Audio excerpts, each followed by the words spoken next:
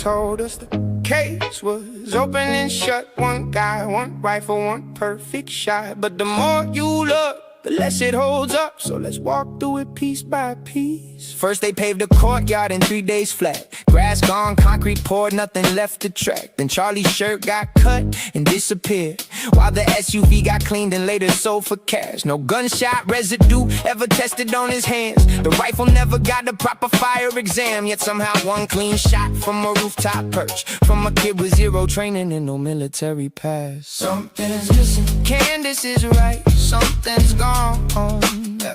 Every critical piece got cleaned and moved on. Something's missing, Candace is right, something's wrong. This case was finished before the facts were done. They swore there was 4K of him taking the shot, then moved the goalposts when the footage was not. No clip of him building the rifle on the roof, just blurry shapes in the story that keeps falling through. His DNA came back the most degraded of the set, while someone else's profile looked cleaner yet. Experts measured the stairs, the figures stood taller than him. And emotion on video looks left-handed, not right-hand grim. Phone in the left hand, earpiece in the left ear. Matches the roommate far more than it matches here. Why the frame, long white socks pulled up to the knee, maybe hiding a tattoo nobody was meant to see. Cap sitting high like it's hiding long hair underneath. Something's missing, Candace is right, something's gone. Hey, hey. Every critical piece got cleaned or moved on. Something's missing, Candace is right, something's wrong. Hey, hey. This case was finished before the facts were done. Yeah, a 4.0 kid who picks the garage full of cameras. When empty spots sit quiet, just steps from the drama. Puts on his favorite maroon for the biggest crime, while his real photos show blue shirts most of the time. Eats Chick-fil-A right before the act, and changes to black sleeves and jeans in the back. Shoves a long broken rifle down into his pants, starts limping around like a brand new dance. Jumps from the roof and lands clean on the ground, like muscle memory practiced and found. Puts the maroon back on but keeps the blue jeans, then somehow works up an appetite it seems. Spotted at Dairy Queen ordering food, stomach of steel after what he just did. Drives 3 hours out to sit down for a steak. No drinks, follows the law for goodness sake. Then turns around, drives 3 hours more back under the largest manhunt to retrieve the rifle he stored. Stops to ask a cop a casual question that night. After murder and hours of flight, arrives home at 5 after 25 waking hours, 13 hours of driving through federal powers. Doesn't shower, doesn't sleep, just sits for a spell, then drops another hour to fill up as well. The text on the phone have the corner smashed clean, so the date and the time can never be seen. He wanted the secret till he died of old age, yet somehow was suicidal on the very same page. Lance said he never once talked about politics, but got so upset at a politics man it just sticks. New campus photos dropped in the face, doesn't match the timeline they showed us, keeps springing the latch. Something's missing, Candace is right, something's gone. Every critical piece got cleaned or moved on. Something's missing, Candace is right, something's wrong. This case was finished before the facts were done. TPU's a demands transparency loud, but hates when the questions get asked in a crowd. Stack it all together, it starts to feel thin, like a story was written to make sure he'd win. Missing, Candace is right. This case was finished before the facts were done.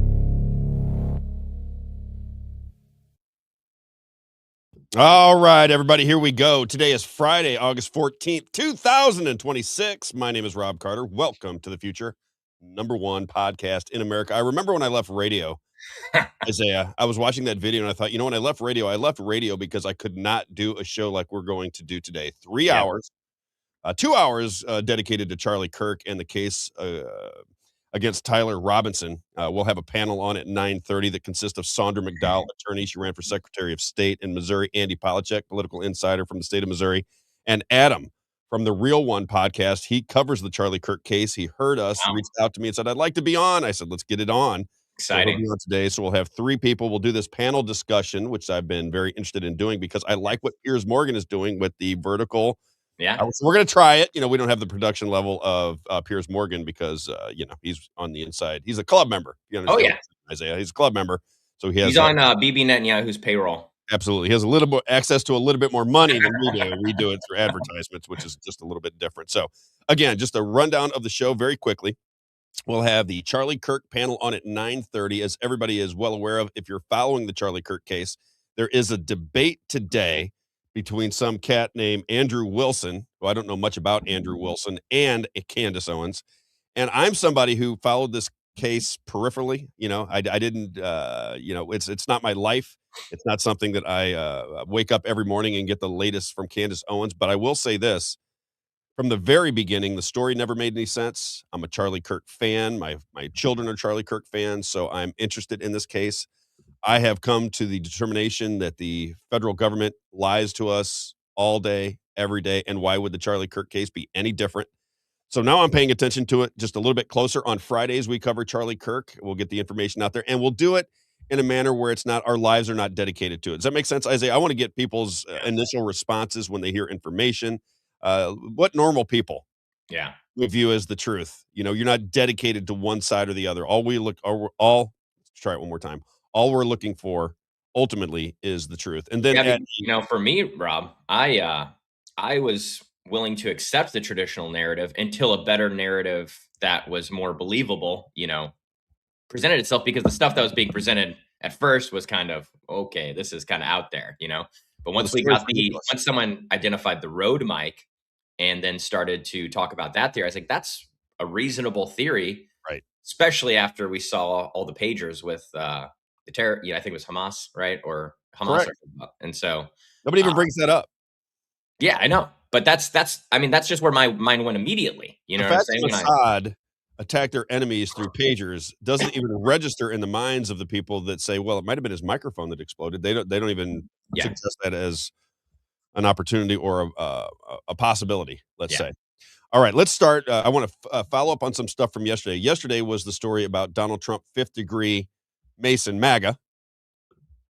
If you don't know, MAGA in the Church of Satan, MAGA, is the highest level of magician in the Church of Satan. That was from yesterday's show. So let's just run down real fast, Isaiah, if you don't mind. Clip number 8, Tucker Carlson made similar commentary, and leave it. I was playing devil's advocate yesterday, so whether you love Donald Trump, don't love Donald Trump, you could, as I tell the audience all the way back to the radio days, if you want to believe something good about Donald Trump, there's plenty of evidence. If you want to believe something bad about Donald Trump, there's plenty of evidence. I think that is the magic of it all. You divide everybody while you're fighting over what Donald Trump said, did, believes, is doing, his 5D chess, his master plan, trust the plan. You get in the middle of this, and then you start fighting with your friends over Donald Trump instead of recognizing that your government is raping you. They're bending you over, and they're having their way with you. Sorry for that visual, but that's what they're doing. Everybody sees it. Anybody who's lived long enough recognizes it. There are people that listen to the show that have been highly successful in this system. I was one of them. So it's not like you can't make a good living, but when you make a good living in this system, you are trapped within it. You'll recognize that you're working longer hours. Mom and dad are working. You're working longer lives. And that is not the way it was when I was a kid. As I've said 1,000 times, my uncle, when my parents got divorced, I moved to Kansas City. My uncle, we had a 3-bedroom home and lived in a middle-class family, 2 kids, a wife, and he was a janitor in the evenings at the YMCA, and we didn't want for anything. We lived perfectly fine. You can't do that anymore. That's over. And there's a reason that's over. I think it's been orchestrated. You'll make a determination as the show continues as to whether you believe that or not. Here is what Tucker Carlson said about Donald Trump and his... One more time. Check it right here. Clip number 8, Isaiah. Let's get the show rolling. Trump has supernatural powers. He would not describe it as a spell, but it's obvious to me, and I've experienced it a lot, that Trump uses a kind of communication in order to lull his audience into a defenseless stupor. He does a thing that he describes as the weave, where he doesn't answer a question and then he moves into a kind of labyrinth of other seemingly disconnected observations. Trump hates confrontation, which is interesting. And he does that when he's trying to disarm you or tell you something you don't want to hear, or when he's dodging a question. He lulls you into this kind of torpor where you're not aware that he's not answering the question because you're mesmerized by this word picture he's painting or the absurdity of what he's saying. And he knows it's absurd because he's not stupid. So then the question becomes like, does he know he's doing this? And the answer is, oh yeah, because there's a way in which it's a spell. There's a way in which it's a spell. I continue to say to my Donald Trump supporters, when he does the opposite of what he sold you on, it might not be the plan that you think it is. That's all I'm saying. Might not be the plan that you're anticipating when he says trust the plan and Q says trust the plan. And then he runs in 2016 on an entire agenda and then goes the opposite direction in 2024. Maybe it's not the plan that you think it is. Just maybe. All I'm saying is I don't know any more than you do. All I do know is I was on his campaign in 2016, and I, Robb Carter, am 100% certain of what he told me. I got the text messages every day of what to sell, what the administration was trying to accomplish. I got it all. And I am positive that he went the opposite direction in 2024 as to what he told us he was going to do in 2016. That's just a fact. Wait a minute, Isaiah. Let me just make sure that everybody knows that it is a fact, Jack. Sorry, Kurt, for your ears. That's the fact, Jack! That's a fact, Jack! There we go. All right. Let's get into the meat of the show because we're going to talk about Charlie Kirk. And the one thing I want to bring to everybody's attention, I just put it out onto social media, is I've told you that Benny Johnson is gay, and I mean that in every sense of the word. He's happy. He's gay. He's a liar. He's a con. He's a cheat. He's a manipulator. He's a propagandist. And somebody has to call out Benny Johnson. Somebody has to call Benny Johnson out. Where is the media? Benny Johnson is arguably the biggest fraud in all of media. And when he puts something out, he gets 600, 700,000 people to see it. Benny Johnson has absolutely zero talent. He's an absolute joke. All he does is he gets some form of script from somebody that is paying him to sell propaganda. It's obvious as the nose on your face. I don't know why it continues, and I don't understand how media sources aren't destroying Benny Johnson. And why would any Republican who understands what Benny Johnson is all about go on his dopey show? He doesn't have an original thought in his head. He's a complete propagandist. He's a con man, a used car salesman. I mean, the bad ones, not the good ones. I got some friends that are good used car salesmen. Kind of like Mike Kehoe. A little bit like Mike Kehoe, if you will. Benny Johnson is a complete and total fraud. Can you pop this up, Isaiah? It is. Let's start with Benny Johnson. It's clip number 1. Let's do it. And you can kind of jump in. Kirk was like a brother to me. We worked together and built together for nearly 10 years. I emceed the guy's wedding to Erica, and that same Erica asked me to sit with her at Charlie's murder pretrial in Utah last month. And that's exactly what I did. And I told you the truth about what happened in the courthouse that day and the demonstrable evidence that the prosecution has. And now something truly stunning has happened. The defense agrees with me. Isn't that shocking? Ladies and gentlemen, what I said, and I caught a lot of heat for this by the Charlie Kirk murder industrial complex that is making an obscene amount of money lying to you about what's going on and what happened in the courthouse that day. This guy decided to come after me for explaining precisely what the prosecution has, which is this. You can see Tyler Robinson on campus that day. You can follow his movements from various different security cameras. Some of them are really good. Some of them are not as crystal clear, but all of them show Tyler Robinson's car, his license plate, his face. They show details of his clothing and his actions on the rooftop. This is what I said.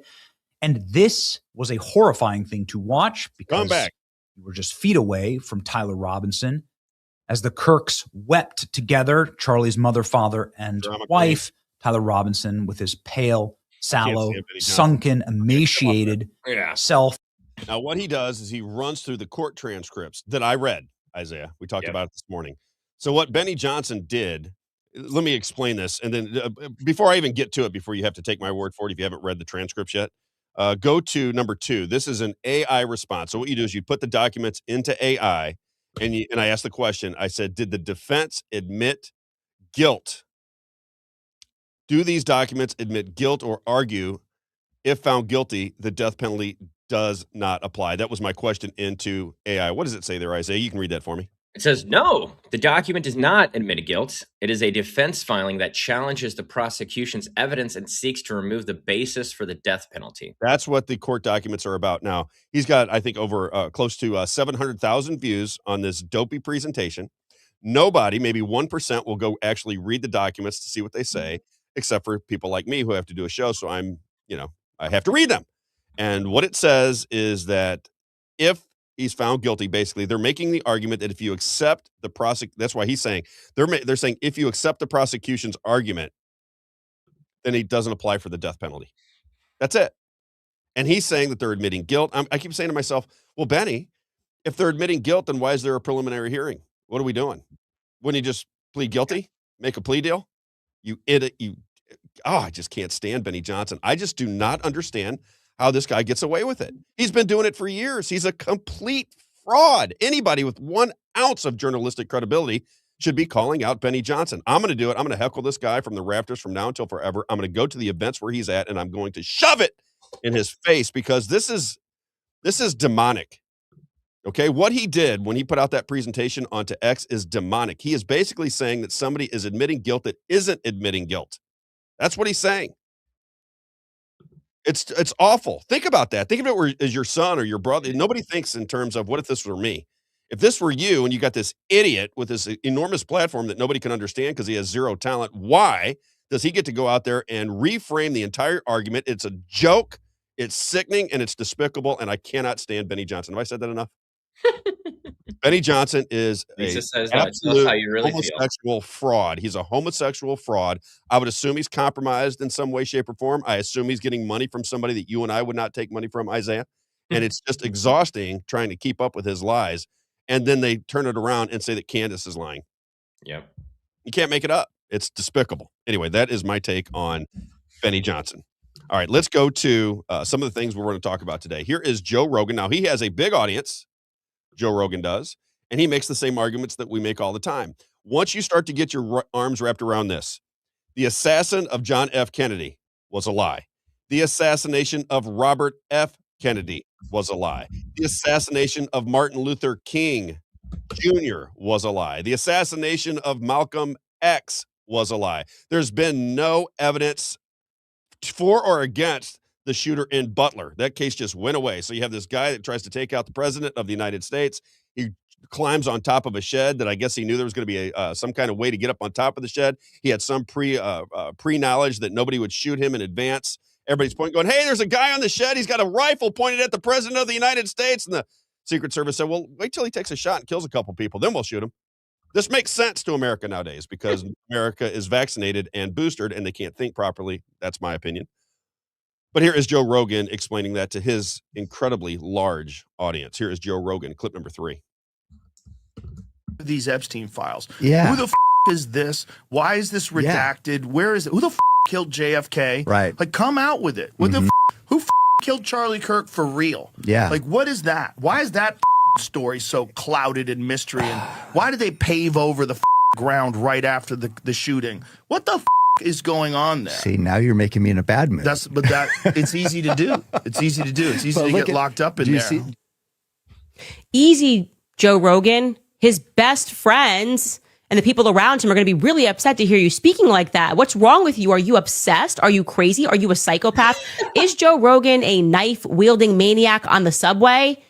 Why doesn't he just accept the narrative? Joe Rogan, please just accept the Fed slop. Like I said, no one seems to have less questions than people like Blake Neff, Andrew Colvett, and Erica.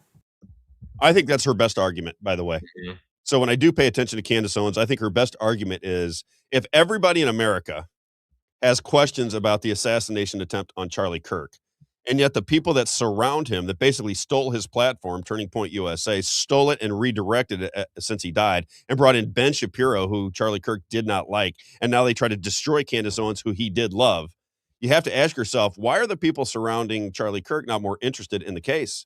Open and shut. Easy case. Nothing to see here. Nobody's curious at all. It was Tyler Robinson. He acted alone because he's got some kind of transsexual fantasy about whatever. And therefore, he just woke up one day, drove several hours. If you look at the timeline that Candace put together, which we'll play here in just a bit, it does make you wonder how anybody with any sanity whatsoever could buy into it.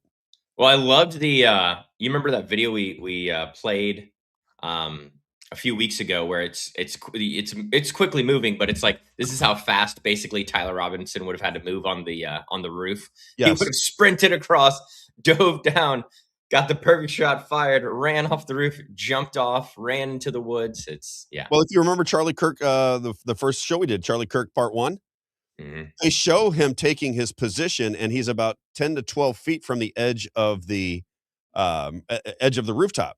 Now, I don't know about anybody else, but if you put these pictures together, you can see that Charlie Kirk is sitting down. He's like in a fishbowl. So the only way to shoot down off a rooftop is to get to the corner of the rooftop so you can aim your rifle down. Especially when there's another building in between you. Why is nobody asking that question, Isaiah? Am I the only one that's asking that question? Because again, this seems like common sense to me, unless somebody can explain it better. But if he's 10 or 12 feet away from the edge of the rooftop, then how does he get a bullet to go straight out and then down? Because if you look at the pictures from behind Charlie Kirk, the rooftops are 3 stories high. How do you make a bullet go sideways and then straight down? And nobody's even talking about that. That's the video they released. Shouldn't that be just a question that they answer? I mean, there might be a simple answer to it, but nobody's answering it. I don't know. And then before we get into all of the Charlie Kirk information, I want to give you my opinion as to what is going on because I felt it. When I was in radio, I had this imbecile named Jason Sears that was sending in information because he wanted me to get fired, kept calling me an anti-Semite. This guy here, it's funny because I think the grassroots think this guy's a decent guy, and he's an absolute schlub, an imbecile, a moron. His name is Jason Sears, and I cannot wait to see this guy in person to see what he has to say, because writing in 3 and 4 page letters to get me fired on a premise that's not even— Are you serious? Oh, yeah. What is this guy doing with his life? I have no idea. He runs some form of paper, and I don't know what it is. He's not the sharpest knife. We'll put it to you that way, but he thinks he is. That's what's even better. My mom used to say when I was a kid, you watch out for people that have the mixture of arrogance and ignorance. He goes, when people think they're smart, but they're really stupid, those are the most dangerous people. I say that's Jason Sears. That's what I think of Jason Sears. Okay, so let's do this. And I don't even know. I've never met him. I don't even know who he is. I just know he's writing letters to try and get me fired from my radio station, calling me an anti-Semite every other day. And I'm like, this imbecile, come on. All right. You got to love Israel, Rob. Well, let's just go to Rick Sanchez. Now, Rick Sanchez worked at all of the major corporate outlets. He has now moved his operation to Russia. I want you to listen to what Rick Sanchez has to say about the media, because I experienced it. I'm a firsthand witness. When I was at News Talk STL in St. Louis, I had people calling in. There were these little groups. You say, what's all the AIPAC money going? What's happening here? And then you have all these groups start to call the radio station, sending in messages, screaming and yelling, Rob's an anti-Semite. I can't believe he would ever question Israel. It's the greatest country in the world. We got to love him. We're all going to die if we don't support Israel. And I said, wait a minute. I'm an American. I don't know what you guys are talking about, but I don't hate Israel. I don't hate Jews. It's the whole notion is absurd. I'm just saying, why are we so in bed with Israel when nobody's even inspected why they are our greatest ally? They just take it because Fox News jams it down their throat every day. That's it. That's the only reason. You hate Chinese people, Rob, because you don't want. Come on. I love Chinese food. All right, let's go to Rick Sanchez, clip number 7, explaining what I've been explaining since I got into the public eye with radio in St. Louis. Rick Sanchez, clip number 7. I worked at CNN. I worked at Fox News. I worked at NBC.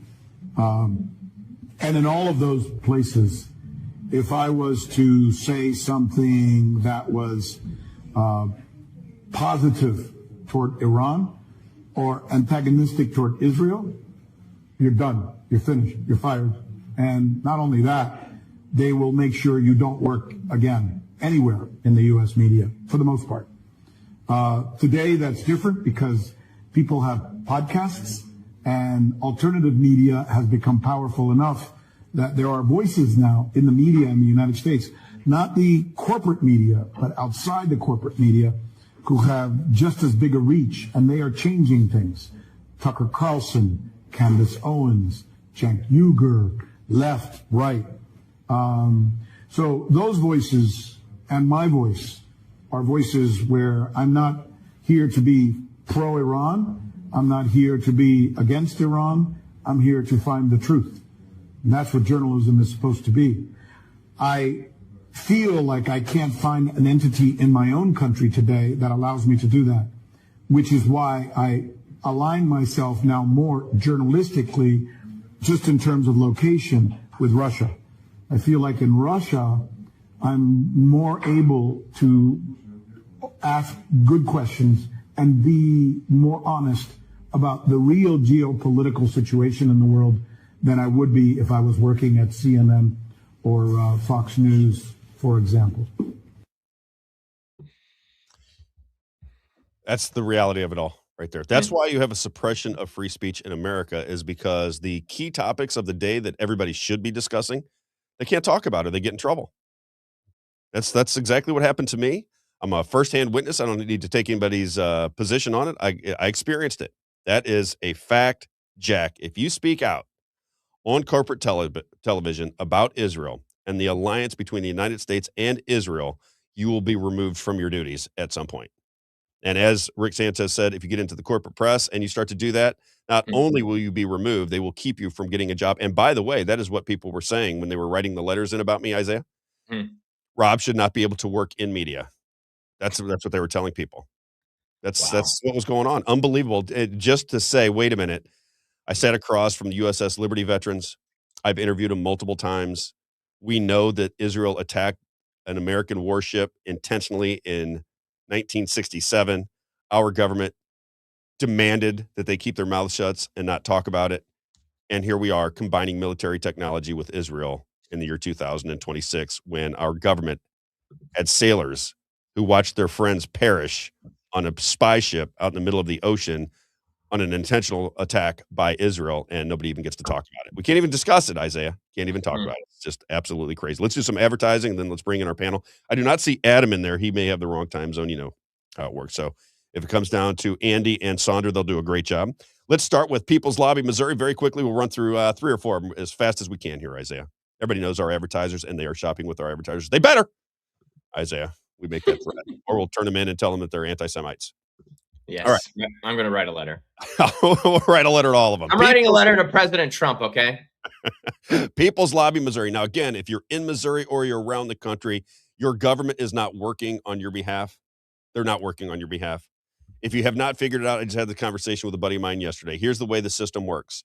You take over the Speaker of the House position, you take over the Senate floor leader position, and you get the governorship. And that triangle, those 3 people, they make all the decisions. Everybody else is cute, and they look nice, and they talk nice. And when you see them in Washington, D.C., and they're grilling somebody with their testimony, it's all theater. As Thomas Massey said when we interviewed Thomas Massey, what did he say? He said 99% of it is theater. The legislation is written in advance, and the votes are counted. So when you go, I love my senator. He voted for this, and I love this. I know he voted against that. Well, they count the numbers. So your senator is going to get cover sometimes, and sometimes he's going to be the bad guy. Sometimes he's going to be the good guy. I give you Rick Bratton. Rick Bratton, same thing here in the state of Missouri. Sometimes he gives you the bad vote and you hate him. Sometimes you give the good vote and you love him, because they count the numbers in advance and they get done what they want to get done. When they took it to the voters, Isaiah, here in Missouri with Amendments 4 and 5, how'd that work out? Ooh, They got people at 80%. But they're very popular, of course. They're coming back, though, they said. They're coming back. They're going to win. Can you imagine the Republican Party? You lose your number one initiative, you lose 83 to 17%, and yet they're going to carry the state and they'll have a supermajority. Make that make sense. Okay, just saying. peopleslobbymo.com. Go check out the website, peopleslobbymo.com. We could use donations. We could use signups. We've got a bunch of young kids that are looking to join the fray. We love it. peopleslobbymo.com. Very quickly, we are a marketing organization. We take our comments, our understanding of what's going on in Missouri government, and we spread that message so that you, the people of Missouri, can put pressure on your government when it works, and it will work at some point. This is going to work. We're going to crack this system. When it works, we'll use it as a template, and we'll do it all over the country. Take your state. It worked for Amendment 5. It worked for Amendment 5. People are starting to recognize we're getting stuff done here. The grassroots are winning in Missouri. So just take a look. peopleslobbymo.com. peopleslobbymo.com. Then we got Grace Halling, gracehalling.com, gracehalling.com, gracehalling.com for all of your rubbish and trash needs. It's gracehalling.com. Why do people want to do business with Gary Schneider? Because number one, they pride themselves on customer service. You'll see those dumpsters, cans, and trucks with Grace Hauling all over St. Charles County. Can't miss them. The reason people are choosing gracehalling.com for all of their trash pickup and all their rubbish needs is because Gary Schneider does great business. He's a great person, great people. They do a lot for St. Charles County. Gracehalling.com. Been around since 1998. Gracehalling.com, gracehalling.com, gracehalling.com. And then it's the weekend, Isaiah. And when it's weekend, this is what they tell me anyway. Tony Clark says, on the weekends, people come for oil changes. Rob, I just wish they'd come Monday through Friday, but they all show up on the weekends. He goes, I can't really understand it. You're driving Monday through Friday, drop in and get your oil changed. He said, nope, it's the weekend. So on Friday, always remember, if the check engine light is on, it's time for an oil change, and it's time for Valvoline Express Care. Valvoline Express Care, our good friend Tony Clark. Valvoline Express Care. If you'd like to get some coupons, Valvoline Express Care, go there, get your coupons, and use them for your next oil change with my man, Tony Clark. Locations. Are you ready for the locations? Here we go. Cape Girardeau, Missouri. Highland, Illinois. Troy, Illinois. Lee May Ferry Road. Warrenton, Missouri. Mid Rivers Mall Drive. St. Peters Parkway. Valvoline Express Care. Check it out. When you need an oil change, it's always Valvoline Express Care. If you don't have that sticker in your window, it is almost impossible for Isaiah and I to consider you a friend. Job number one. We'll write a letter to Tony Clark if you don't. We'll write a letter to Tony Clark. Remember, this is a family operation. It's going to be a big family because more and more people are going to start to understand that we are real journalists here. We really are trying to get to the truth. We don't have preset agendas. We've been on both sides of many issues, but we dig down, we get to the truth, and people will start to recognize that you don't have to stick to your position all the time when evidence to the contrary should change you off of that position. We're going to move you on many different issues once you understand realities and what's going on in the world. One more. Slap Happy, my man, John Grady. John Grady with slaphappyhemp.com. He just ran for office in Missouri because the state of Missouri took his business away from him, and it pissed him off, and I can't say that I blame him. They took his business away from him. He's going to reconstitute here probably in November or December, but for right now, his hemp business is going to have discounts on hemp products because it's illegal now. Right? Unbelievable what's going on in this country. He said that they kicked back the timeline, I guess, to December. For a month. So. For a month. I hope very generous of them. Very generous of them. Slaphappyhemp.com. Slaphappyhemp.com. If you're taking hemp products for pain or any other issues, slaphappyhemp.com. They're going to have a discount on all of their products running through November. He's going to have to clear out, and probably December now because you get an extra 30 days. When he clears it out, they're going to reconstitute with a new business. But for now, slaphappyhemp.com. That's in Rosebud, Missouri. You can reach them at 636-388-8771. 636-388-8771. Again, slaphappyhemp.com. One more, and then we'll bring in our panel. I was gonna say I got this from him. The Pax Centurion. It's for muscles. So he's got a great little shop out there. Yeah. It's a lot of fun. You can sit on the back, and have maybe a little adult beverage, and smoke a cigar out on his patio. Just that environment out there is spectacular. By the way, if you have not been out to check out his shop. Beautiful. And then the last one before we get the panel going is rocketcareers.com. My man Mitch, my man Brian. This is a coast-to-coast business, a nationwide business. Good friends of mine. As I've said many times, I went to school with Mitch. He's just a terrific guy. He loves to help people, including myself. When I got on the radio, he wanted to help me right away. And I hadn't seen him since we were in high school. He said, Rob, I like your show. I'd love to help. And he became an advertiser, and he's been an advertiser ever since. Just a great dude. Rocketcareers.com. This is really, if people were paying attention, they understood the benefit. If you are a small to medium-sized business, you know how difficult it is to have good talent in your organization nowadays. Most people are dopey. Most people are high. Most people can't get the job done. So what does rocketcareers.com do for you? They vet the candidates. They use their network from coast to coast to put good candidates before you so you can have great talent within your business. Talent recruiting, just a great, great business. Rocket, ROCKIT, careers.com. And again, if you're out of work, hate your job, if you're on the employee side, it's always rocketcareers.com. Check it out, and they will help you launch a new career. Rocketcareers.com, ROCKIT careers.com, 636-778-2419. All right, let's bring everybody in here, Isaiah. Let's see what we got going. We're testing this out for the first time, so these are our guinea pigs. Let's see how it looks if we have 4 in the screen. Let's see if it looks too skinny or if we can make it work. Let's try the vertical, Isaiah. Will it do the vertical? Nope, it won't. It won't do it? Nope. All right, then we got to get too many. We got to get a new program eventually. So wearing the baseball hat, the Cardinal baseball hat, and the Cardinals are 1 game over 500, by the way, is Andy Polachek, political insider in Missouri, business owner, knows everything about everything. And then, and in the lower left-hand corner, we have Adam, the real one. He's got the Real One podcast on YouTube, and he has been checking out the Charlie Kirk story, and he'll have some he's had some interviews that I think we'll be interested in. So Adam from the Real One podcast on YouTube, and then one of my favorites, social media star, attorney, Sandra McDowell. I love having Sandra on because I think Sandra, I think, is incredibly entertaining. I told her that from the very beginning. Her and I worked at the radio station together. We were not popular on we were popular with the listeners. We weren't popular with ownership because we had a little different take on what was going on in the world. So let's start with Charlie Kirk. I'm going to start with Adam because Adam, you've been following it more than anybody. What is your take? So there's a debate today. What's this guy's name? Andrew Wilson. They call him Pickles Wilson. I'm not sure what the reasoning is for Pickles Wilson. They call him Andrew It's Olive Jar Wilson. What is it? It's Olive Jar Wilson. There was a little bit of confusion. It wasn't a pickle jar that he couldn't open. It was a jar of olives. Oh, he couldn't open a jar, so they're calling him effeminate. Yeah. Open the jar. You got to bang that on the corner, then open it up. So yeah, he always go ahead. Well, this debate is going on today. I read through the information. I have paid attention to it on the sidelines a little bit, and it seems clear to me that the original story is BS. What is your take on the story? What have you learned? Do you believe? Okay, give me your take on it very quickly.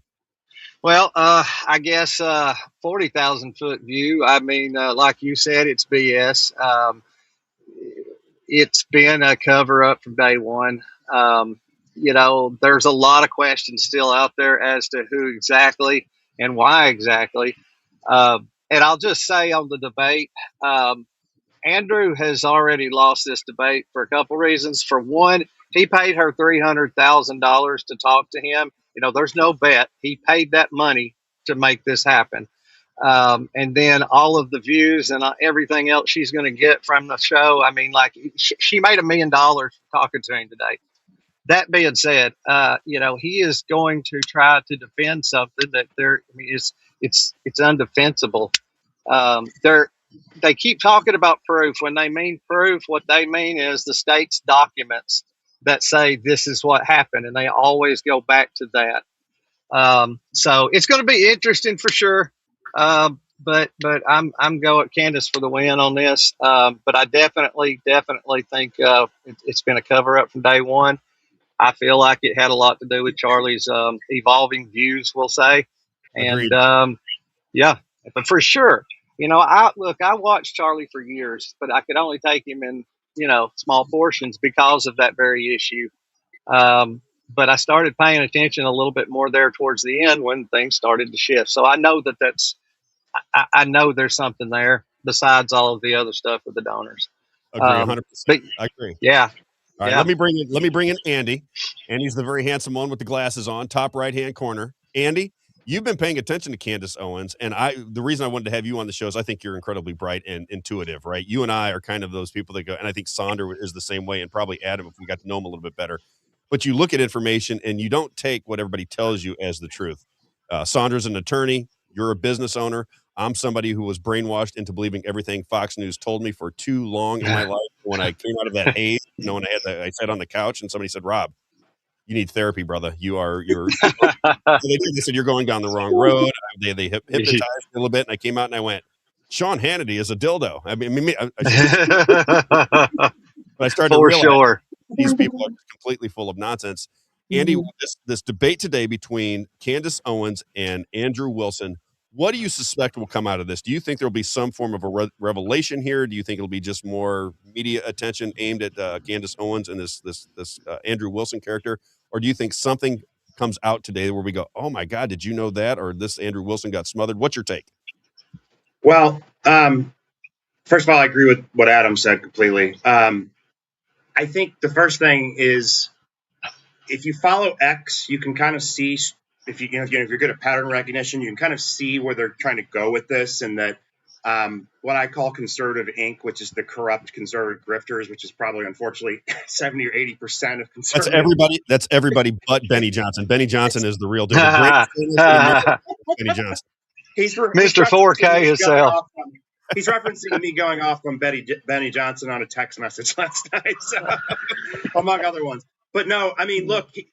What Candace Owens has done, and to be really clear, I mean, kind of like Adam, honestly, I didn't pay that much attention to Charlie Kirk, and I kind of thought that Candace was Ben Shapiro's token black woman, and I'm sorry to say that because I think that's wrong now. I think Candace is much brighter than Ben Shapiro, but I also can attest to, as many people probably on the panel can, having bosses that are not as intelligent as you, but you sometimes have to pretend like you're not, or they get mad and fire you. Also, if you don't like Israel, they fire you. But anyway, Yep. But to answer your question, I think Andrew Wilson is a hired gun from TPUSA. I think that's blatantly obvious. Candace has said that as well. I think there's two types of people that don't understand what's going on with the Charlie Kirk murder. They are either following the corrupt influencers and completely foolish because of that. And I think, just like you talk about Fox News, they have several tentacles to try to control thought and to make people not go look on their own and figure out what's really going on. And many of those influencers are blatantly lying on X right now about what the defense has said and so on and so forth. And they take, the best way to lie is to take a half truth and a lie and merge it together so you can confuse people, right? And so they say, well, this was true, so that must not be. So to answer your question, I think Andrew, and what's funny is I kind of, sort of, although I don't trust any of the influencers these days, I'm always like, oh, yeah, I like that, but doesn't mean I trust you. I kind of like some stuff Andrew Wilson was doing, challenging some of the sort of younger OnlyFans promiscuous women thing culture that's developed, because it's not good for society at all. I know as a man who dated in that world and was like, no, wow, why is everyone, just anyway. But,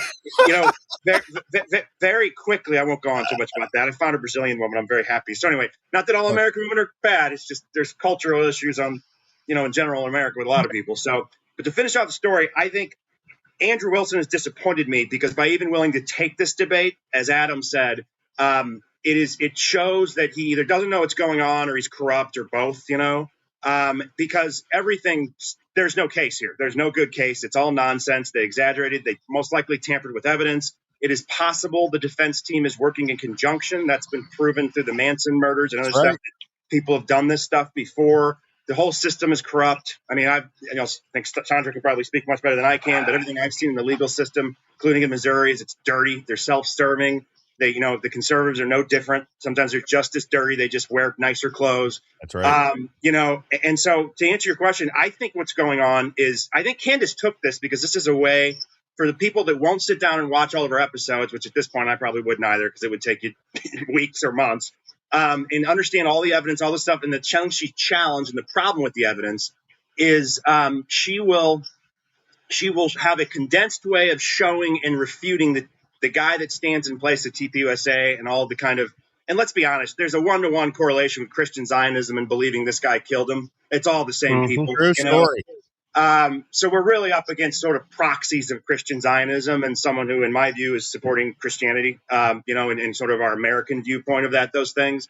So I think what's going to happen is I think Andrew Wilson will, he does this thing, well, no ad hominem attacks or you're the bad guy and you lose automatically. But he does this reverse sort of like sly ad hominems where he's insulting you, condescending you, and as we all know with debates, there's sort of different types of debates. And they do this in, I think, the courtroom as well. There's condescending, insulting people, trying to make them look like an idiot. And then there's actually using facts to prove a case. I think Andrew is going to be the weasel is my guess here because he doesn't have much going on and kind of going to try to rely upon people's ignorance and things like that. I think Candace will come. I still think she will likely beat him.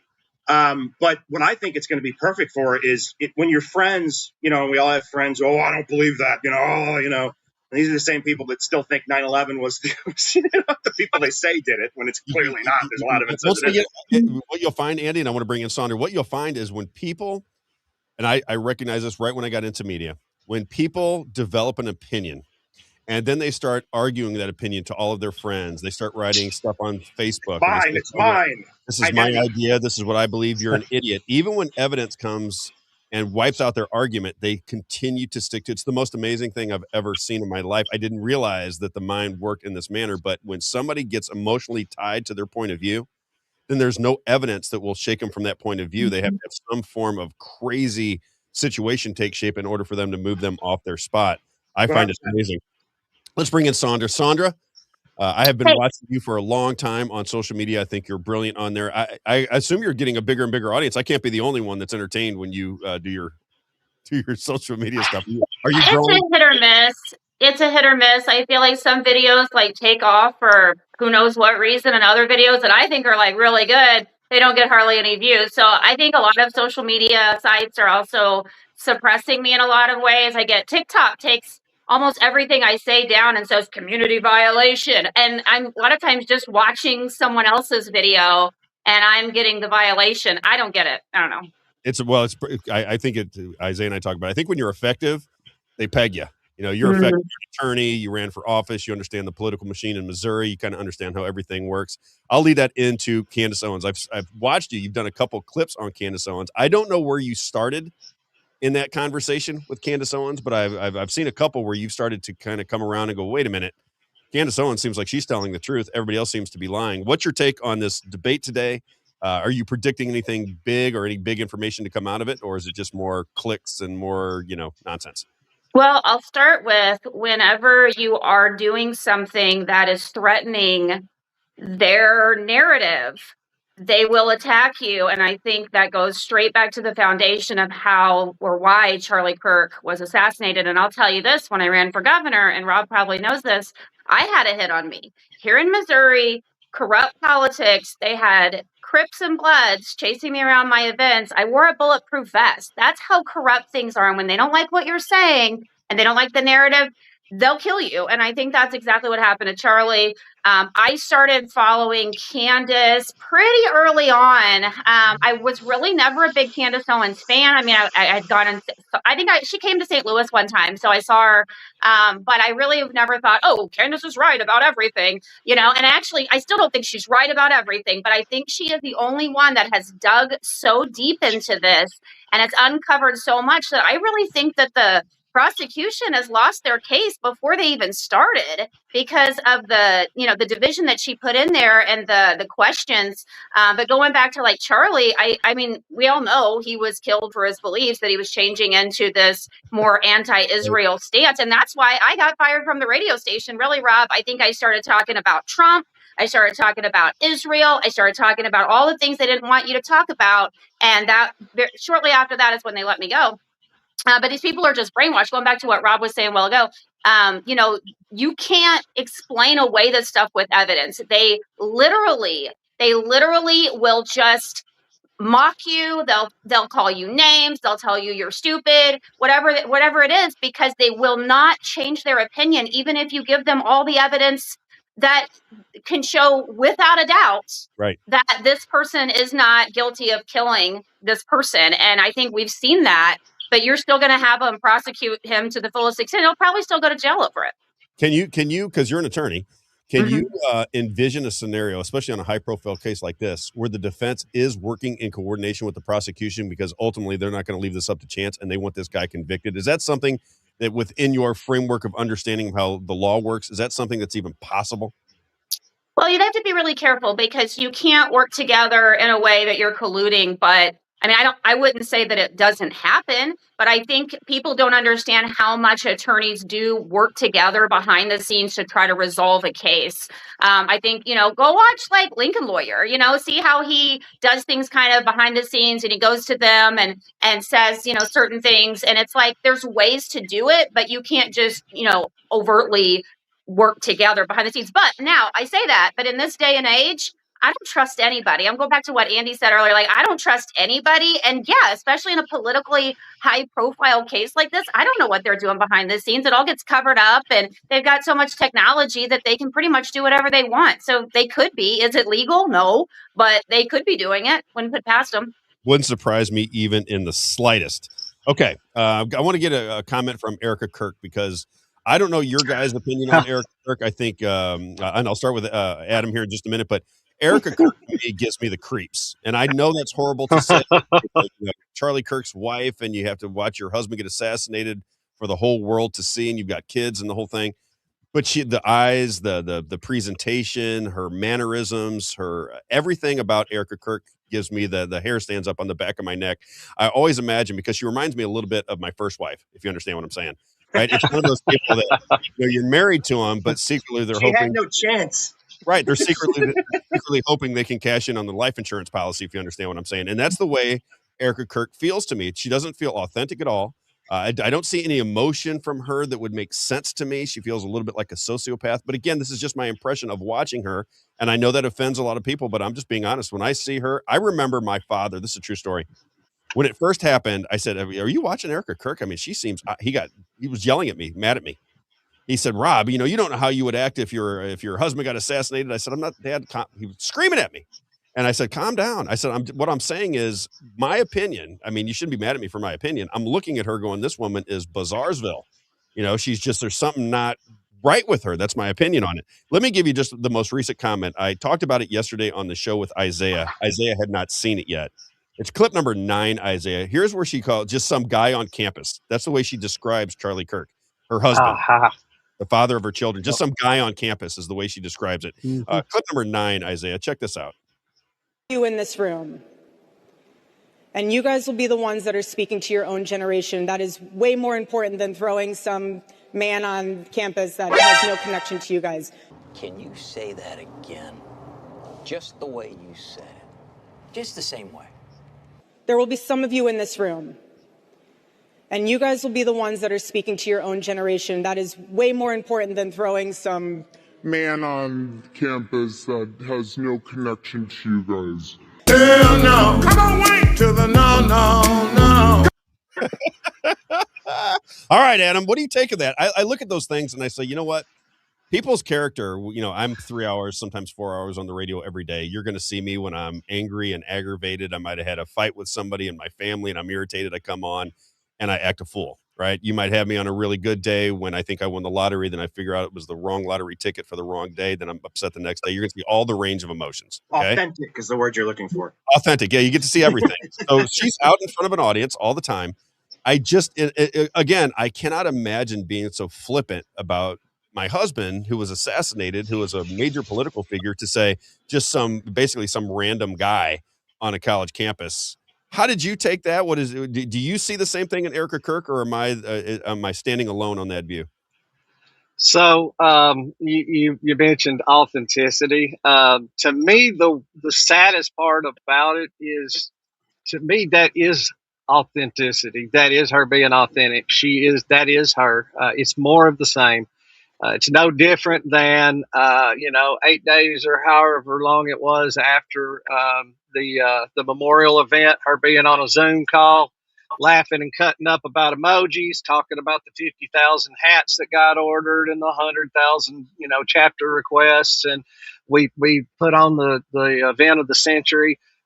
It's just more of the same from her. I agree, people do grieve differently, but I'm still waiting to see some grief. I mean, it is what it is.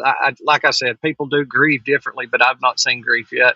And I wanted to go back though real quick. One thing I will say about the whole Candace and Andrew thing, I just want to say it while I'm thinking of it. Andrew has severely overestimated his abilities and underestimated, I believe, Candace. He came up debating OnlyFans models and was just slaying them left and right, win after win after win. If he thinks that in any way prepared him to sit down with Candace Owens, he's in trouble. And the other thing, I do believe definitely in some way he is there. He is a hired gun for Turning Point. And I'll tell you what I believe it boils down to, because I watched the debate with him and Stu Peters. I believe he's trying to get a defamation case. I really do. I don't know if y'all saw that. That's a good thought. Yeah, I don't know if y'all saw the debate with Stu Peters or not, but he kept cornering him up and saying, "You believe Erica Kirk and Turning Point USA did it? Just say it," And I was like, "Wow." So I'm kind of thinking. I saw that too, and I was wondering what he was trying to do with that. And here's one of our listeners. She says, "I didn't take it as though she was talking about Charlie." And Christina, she said, "Sorry, Rob, love you, but I hate every time you do this." And I kind of feel like that is the way a lot of people I look at it like this. This is my argument when people say, "Rob, you should not be talking bad about Erica Kirk." I say, okay. I say, when O.J. Simpson's wife died, if I say that her husband wasn't acting correctly, would you be upset with me? Your impression is that Erica Kirk had nothing to do with anything and everything is as it is being presented to you. I don't see it that way. That's why I want to get across to people. But were you mad at people that were saying that O.J. Simpson might have been involved in his wife's death? Were you upset at that point? If the answer is no, because you believe that O.J. Simpson had involvement in the murder of his wife, then you'll understand why I look at Erica Kirk and go, something doesn't seem right with me with Erica Kirk, because I believe that she has something going on behind the scenes that I'm not aware of by her movements and her actions and everything that she does. Andy, do you feel that way? Or again, I could be wrong. I know it pisses a lot of people off, but yeah, I mean, so Candace has done a lot of work into Erica Kirk. I think she had a 3-part series on her, and and honestly, having worked in investment banking, quote unquote, Wall Street and private equity before, there is sort of this mirror personality of a person that's just a very, and I agree with Adam that is actually who these people are. They're just naturally not authentic. They're just naturally not very real because, it's a sociopathic sort of and narcissistic sort of tendency to put on a mask, and some of them are very malignant narcissists. I've known many of them. And I guess what I'd say is there's sort of a real estate license that doesn't make sense that came out of nowhere. She's had these accolades given to her. And you can go kind of on and on about how it seems like she's been constructed. And there's a lot of people in sort of mockingbird media, government, in corporate America, and in the international institutions that seem to have been constructed and made for a certain purpose and to be pawns. And a lot of times my experience from, again, being basically on Wall Street was that a lot of the people are incompetent and not that smart, not that good, and shouldn't be there, but they're serving someone's purpose, right? And I'm not saying like everybody, obviously, but it seems like a lot of people.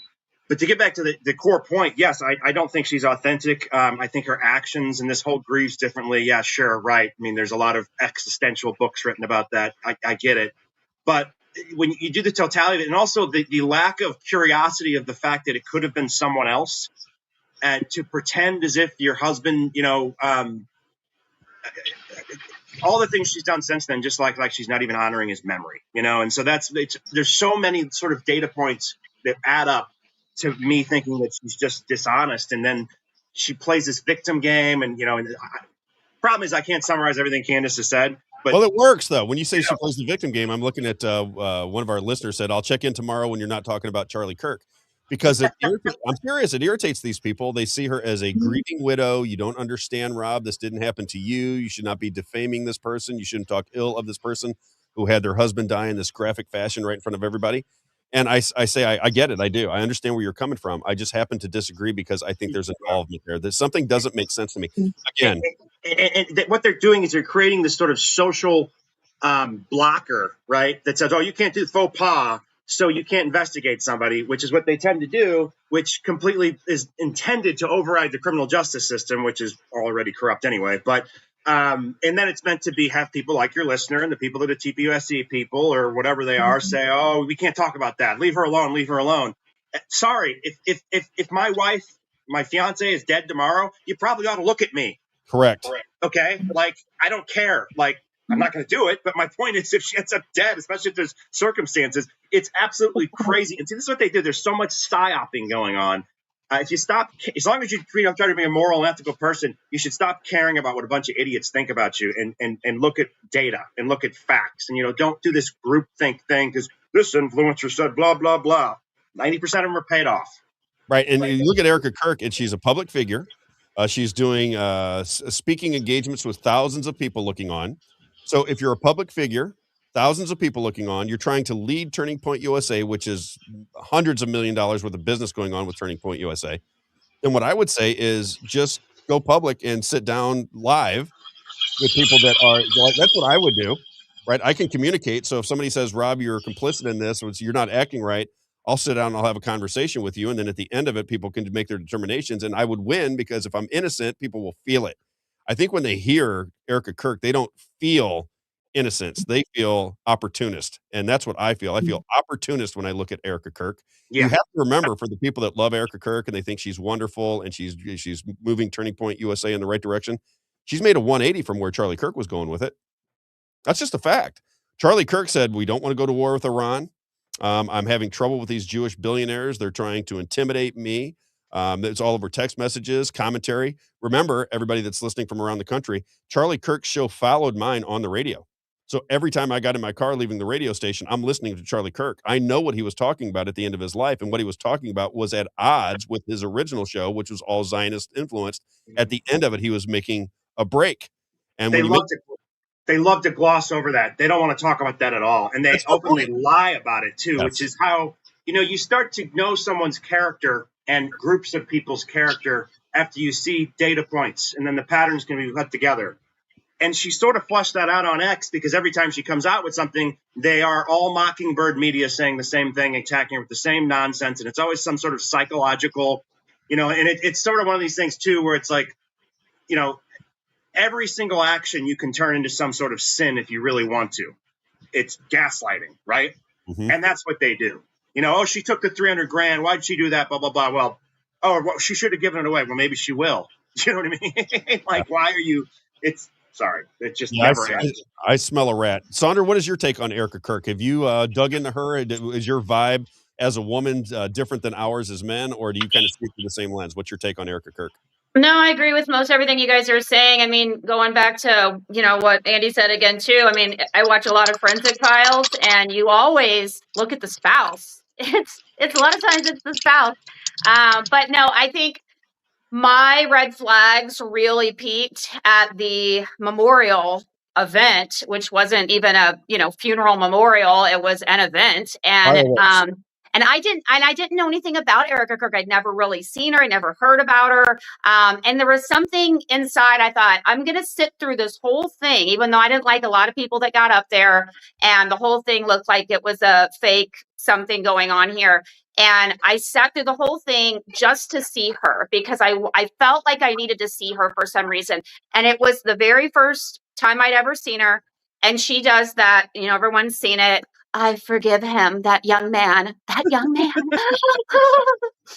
Right, with the mascara, the Tammy Faye Baker. She's old.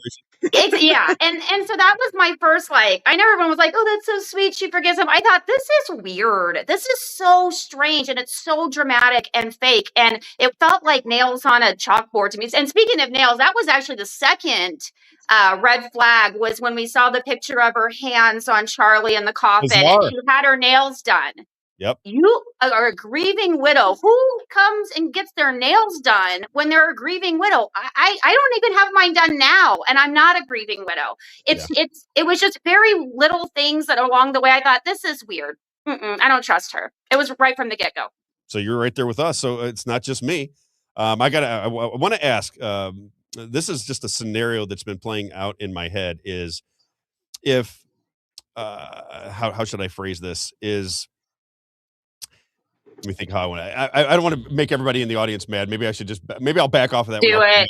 I'll come back to it on the second theme because I just have a vibe about Erica Kirk that I think it's just overwhelming to me, and I've noticed it right away. I remember being on the radio show, and I would not talk about it because I just knew that I'd get so much backlash that I didn't want to start talking about Erica Kirk. But my spidey sense, everybody has this intuition. And whether it's right or wrong, my intuition is something is not right with Erica Kirk. And I'll put it to you. How about we do this? It seems very unlikely that there'd be this massive, and I'll go to Adam after this. There's this massive conspiracy between everybody at Turning Point USA. Is it possible that there's an assassination of Charlie Kirk for the reasons we all believe that might have had something to do with his changing opinions on Israel, Jewish donors, the war with Iran? His changing opinions were causing a lot of problems in his life. But then the money behind Turning Point USA, because as Charlie dies, you have all this money coming in to keep you. You saw how excited she was with the apparel sales, right? So they're very excited about the money they're bringing in.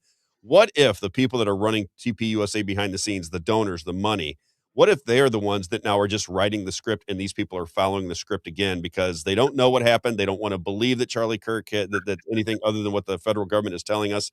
And now maybe they're not complicit in it, but after the fact, they're going to sell this story because that's where the money wants them to be. Does that make sense? And Adam, could you see that as a possibility? It's kind of hard for me to believe when Candace Owens says, Mikey McCoy, Neff, Andrew Colvett, that all these people were in some grand conspiracy. It feels more likely to me that the conspiracy to kill Charlie Kirk probably has more to do with Israel than it does with transgenderism. But at the same time, if you have all this money coming into your organization, and that organization, where they're sitting on it, they certainly don't want to be accused. So all of a sudden, the people that are running the show, the people surrounding Charlie Kirk, start to sell what the donors want them to sell. Not that, so they might not have been involved in the murder, but they're involved in the cover-up because they're protecting donor money. Does that make sense to you, Adam? Is that something you've thought about? Oh, for sure. And one thing I do want to say about the whole in the coffin thing, and I beg anybody that hears me say this that disagrees, prove me wrong. She was mic'd up for that moment. that was not captured from a cell phone, several feet away. And trust me, I've done lots of recording. So that is just a data point, I guess you could say. But yeah, I mean, a lot of these guys, I mean, like Andrew Colvett and Blake Neff, and I don't see them being ballsy enough for one to be involved directly in some kind of conspiracy like this, and I just don't think they're smart enough either. That is just my opinion. But at the end of the day, they are involved in the cover up. I mean, regardless what their motives are. But I will say this, and a lot of people always say, look, if it was Mossad or Israel or whatever, why didn't they just, why didn't he choke on a chicken bone or whatever, go to sleep in his hotel room and not wake up? Well, that's kind of the point, I feel like, of what happened. When you see somebody that is as big a figure as he is in public in front of 3,000 people plus the internet, when you see somebody taken down like that, your people at TPUSA, it doesn't really matter what they think. There's a chilling effect, to put it mildly. Exactly. Even if these people know what happened deep down inside, it would take a lot of balls to come forward at this point. Why not just ride the wave? Let's enjoy all the support and all the funds, and let's not chance it being one of us next time.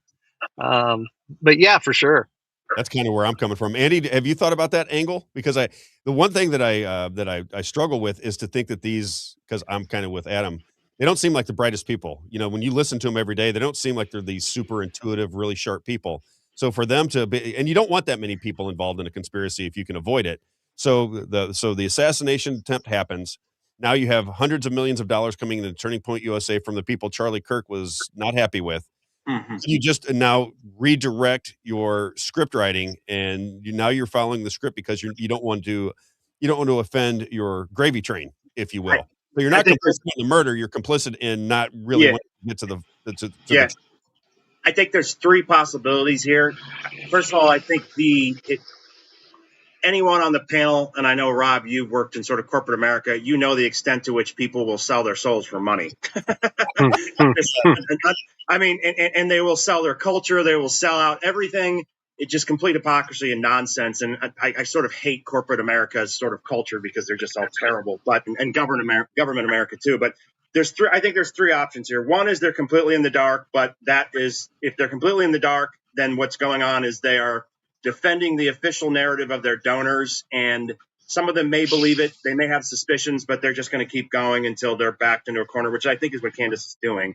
I think there could be a half approach. Sorry, I'm not trying to flick anybody off. I'm going to change fingers here. But I think if there could be a half approach, they could know some stuff. They could have been so I don't believe like all the government actors in like Jeff City know exactly what their purpose is or what they're doing. I think they're told to do certain things, and it's sort of you're on a need to know basis, but you're still basically an agent whether you know it or not, right?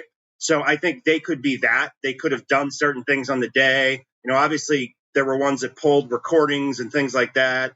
I think there was some complicity with some of the people and some knowledge. Now, if they know the full extent, that might not be true. Then I think the worst case is they really know what's going on. I think probably everybody in the panel knows that there was money missing, money that was going places they couldn't quite understand, large amounts of it. Is it Justin Strife, the guy that's from St. Louis, who's also tied to some shady Republicans here? I can't remember. There's a few different people, but one of them it has an LLC that they were shipping all this money to, and it just didn't make any sense whatsoever. And I think everybody knows that Charlie had requested some sort of Doge overview of the financing right before he was shot.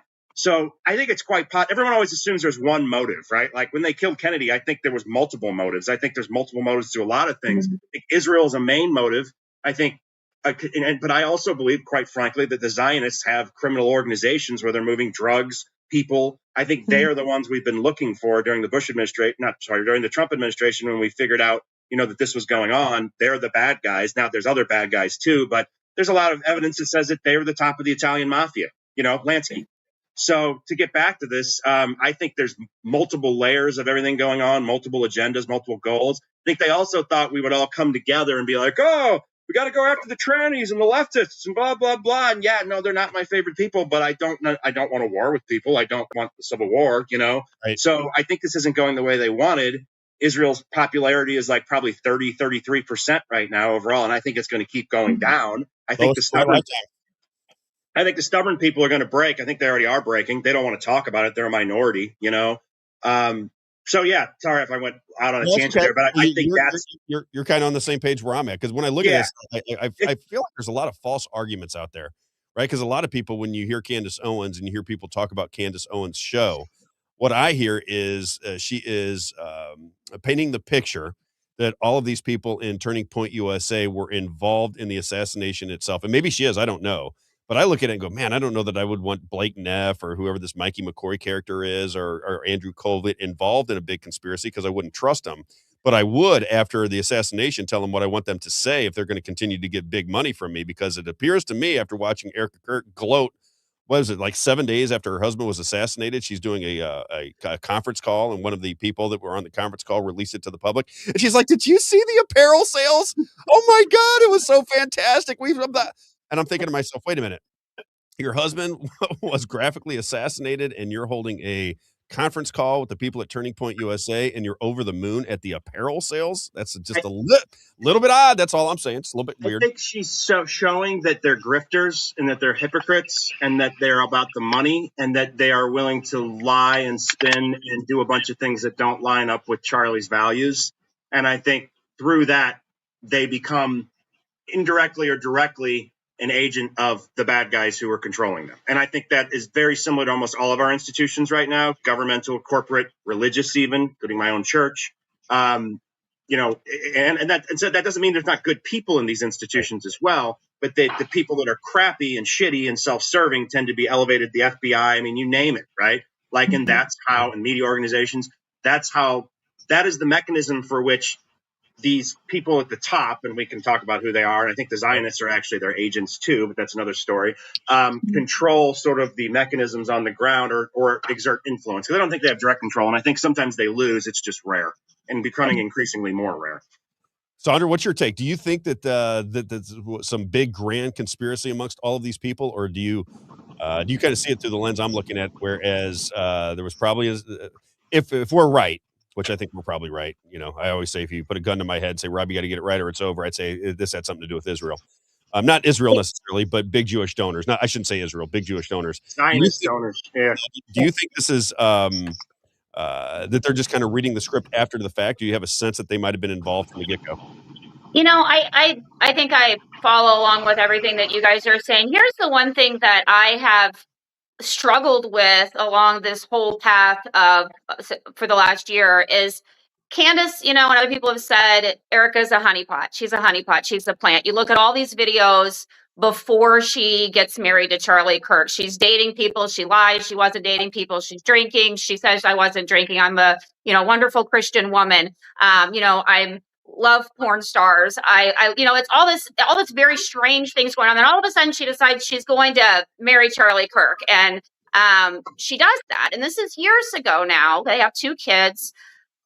I am of the mind that things are planned well in advance, or at least they try to plan things well in advance. So why put her as a honeypot? They didn't know Charlie was going to switch sides. He was pro-Israel. He was doing everything that they liked. He was saying all the right things. And how could they know he was going to flip? So I have to go back and question.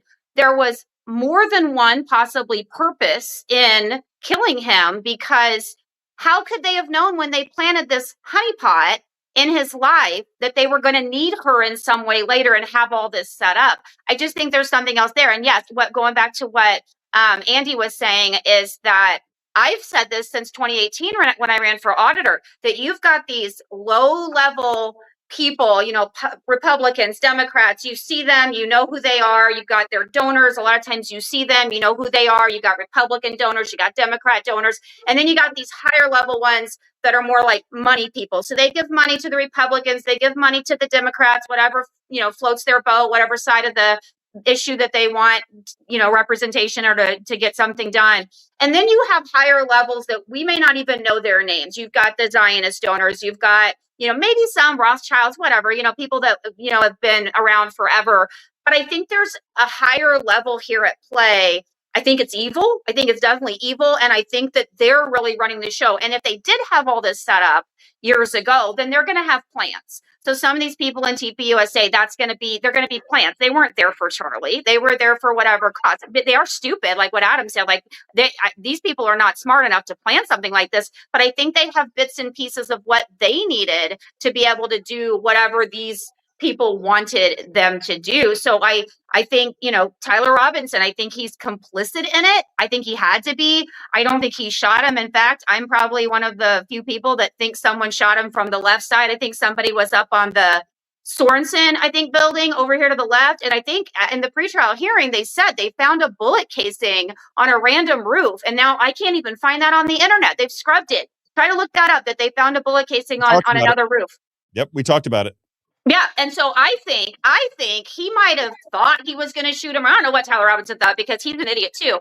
So you've got an actual sniper that actually shot him from this side is what I think happened. I think that would have been a perfect shot, direct hit to be able to take him. And they can't rely on this kid over here that's going to take him out, which they probably knew that. So I think there's a lot of wheels, a lot of things at play going on. And we may never know really what happened. Somebody asked about the kids. Is there anybody that thinks that they really don't have these two kids? I heard Candace talk about the kids all the time, so I'm just assuming they have these two kids. But there's been a lot of just back and forth on social media. Do they even have these kids? That kind of thing. That's nothing I've questioned. Is that anything that anybody has looked into and thought, this is some, I did a little bit. I think they were talking about like when she was pregnant because there were absolutely no pictures of her being pregnant, and that's weird as a woman. We take pictures of ourselves being pregnant because that doesn't last forever. It's very, personal. It's a time where you want to remember that. And if I'm not taking my own pictures, my husband's taking my pictures, my friends, you're taking pictures of you being pregnant. Why are there no pictures of her being pregnant? That's very strange. Michelle Obama, no pictures of her pregnant either. Also true. Yes. Also very strange. So I agree with that. And I would also say that, is it not possible that, and this is not meant to put Charlie Kirk down, but that there was already some sort of operation going on there and that he just got sick of the operation and then it sort of broke apart? You know what I'm saying? Like, was it possible that Charlie was a part of the whole story making around TPUSA? I believe it one time. The fake kids, if you will, if they were fake, which I don't know that they were. Yeah. Candace talks about them as if they're real, which I tend to think she's credible. But to be quite honest with you, depending on how deep you want to go down the conspiracy rabbit hole, some people think he's not dead. And some people think all of this was just a setup to sort of expose Israel. I'm not saying I believe that. I'm just saying I always keep my eye open to any possibilities. And then I sort of have my middle range where I think is actually going on. But I'm always open to going here or here if I think something else. I don't know that I believe that. But I do think it's possible that Charlie could have been complicit in things that he thought were good that were almost maybe deceptive to the public, but then it got completely out of control. And then, right. So, and maybe because here's the thing, we all have our own sort of gray areas of morality where we think, oh, the ends justify the means. I think that's how we've gotten so bad in the United States is that ends justify the means is we just keep jumping over the 10 commandments and all the things we're supposed to do and get worse and worse and worse. And we figure, hey, if we got money and then we're good. And that's the complete opposite of how we're supposed to be living. But, I know it. I think it's been a terrible degradation of society. Just because even if you look at Trump, the people that support Trump to the bitter end, they'll make an excuse for everything that he does. I'm like, I know, but you're basically saying he gets to be dishonest and lie to my face and tell me one thing and do another for my own good. I don't know that I want that to be. Yeah, I don't want that to be the way my leader of my country communicates with me. But that's just my opinion. Because then you don't know what the truth is. Period. Right. And and honestly, the first part that I started having a little frustration with Trump was, obviously the Epstein thing, and then when I kind of always I hoped that the Zionism was sort of a fraud thing or wasn't really real, but then it sort of seems like that's not true now. And considering the people he's put in position Right. They're almost all Zionists, you know. So, That's where I came from. I said, well, if he's keeping his enemies closer, he's keeping them real close because they're well, everywhere and they're all but around in him. fairness, the other side of that is they are really exposed and they're really not liked, and they're Agreed. worried about it. I think they really are worried about it. Agreed. You know? That's why I say I don't give up on Donald Trump completely, because he's exposed everything. People that are paying attention now know what's going on. Adam, I got to ask you this because Sandra made mention of it. What's your take on the theory that maybe he was shot from a different angle or the microphone exploded?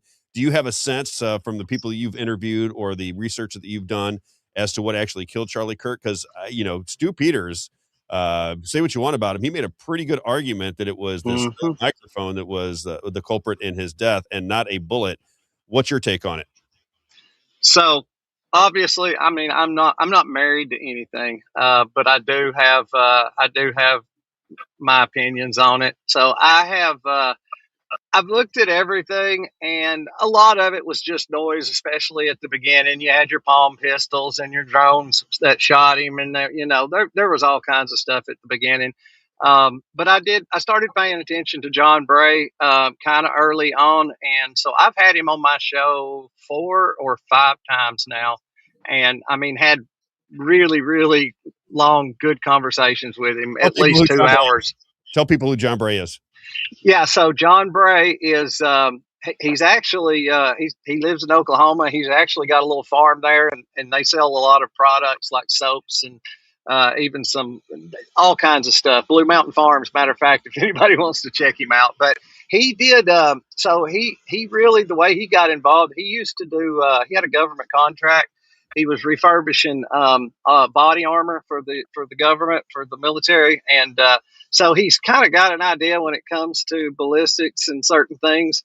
But he started digging into it, and he has just done so much in-depth research. And it's hard for me to make the case in just a few minutes. But if you're on X, you need to go look him up. But I've looked at everything, and to me, the most credible thing right now is that microphone. That wound that appeared on his neck, for one, was not there. I've never seen an entrance wound look like that. Well, we don't have an exit wound. Then there's I don't know how much y'all have looked into it, but you've got the shirt. The shirt, raises up in the front. It actually poofs out in the back, and there's no flesh there. Something else is forcing that shirt out in the back. The necklace flies up. All of these things happen, and people claim that that's cavitation from the gunshot. Well, that can't be, because if you slow it down and really watch, the shirt does all of that before a wound ever appears.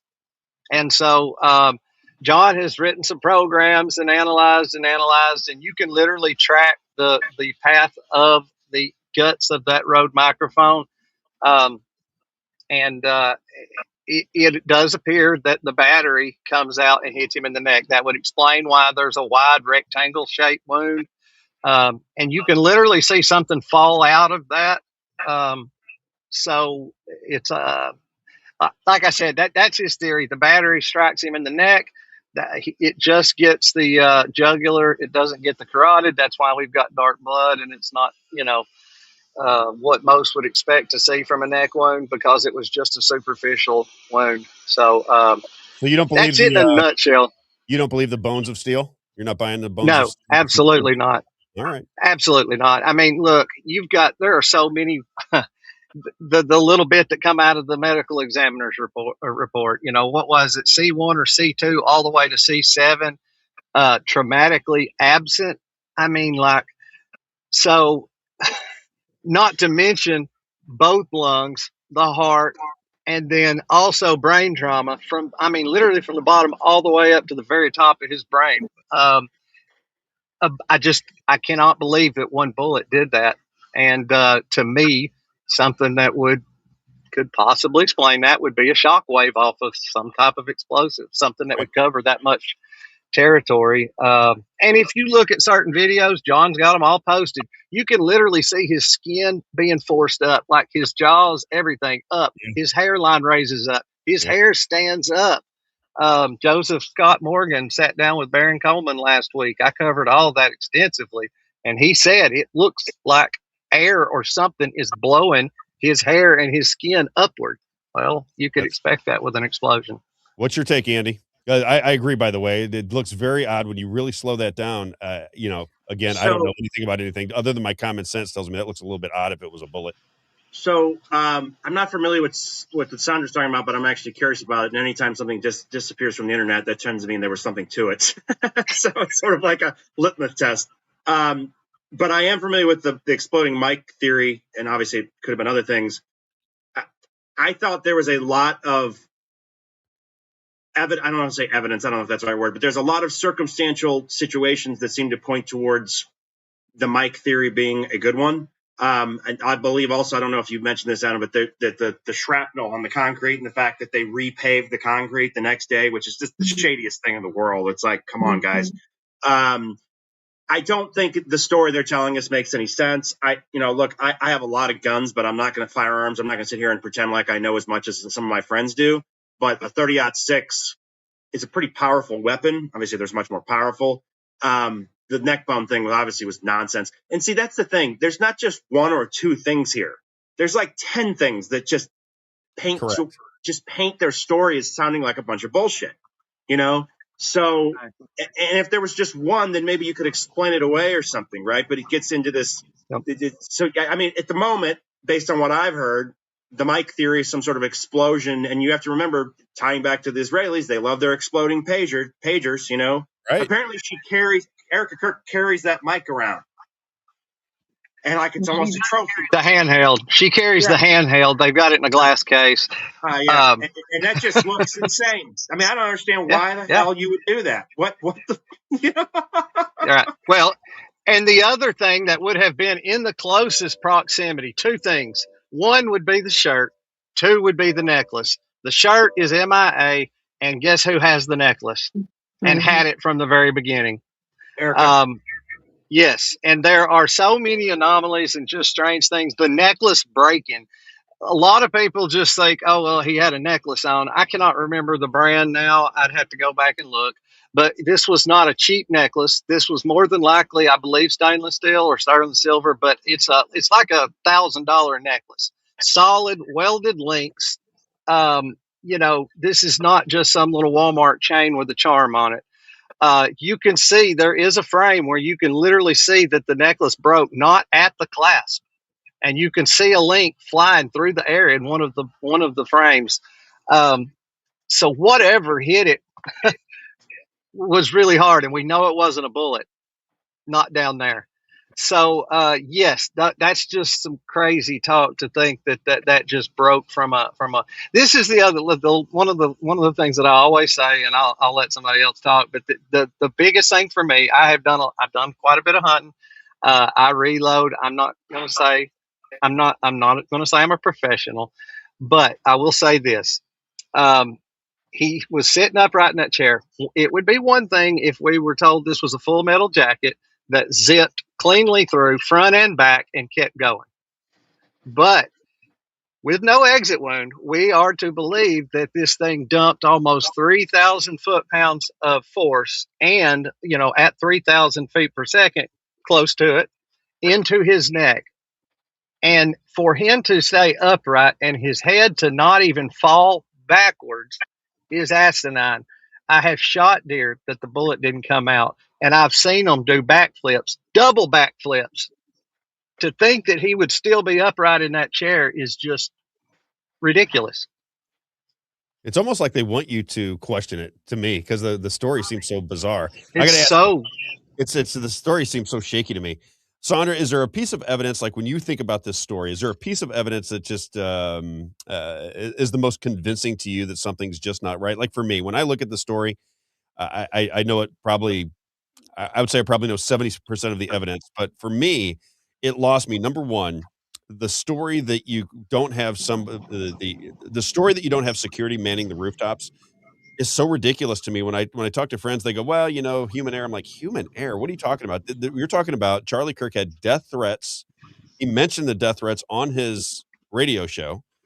You just had an assassination attempt on Donald Trump. He's in a fishbowl, basically, and nobody in his security team said, you know what, we should probably at least have one person at the highest point to make sure that there's nobody trying to take out this political figure that is now polarizing on the right and left, right? So this is a major political figure with religious implications, and we don't cover the rooftops. That for me was like, I always say there's no way, it's impossible to believe that his security team could be that stupid. It's impossible for me to believe that. That's number one. And then number two, the story that he goes up onto the rooftop, assembles this gun with a screwdriver, leaves the screwdriver, jumps off of the rooftop in a hurry. This is not a military guy. This is just some transgender lover, as we understand it.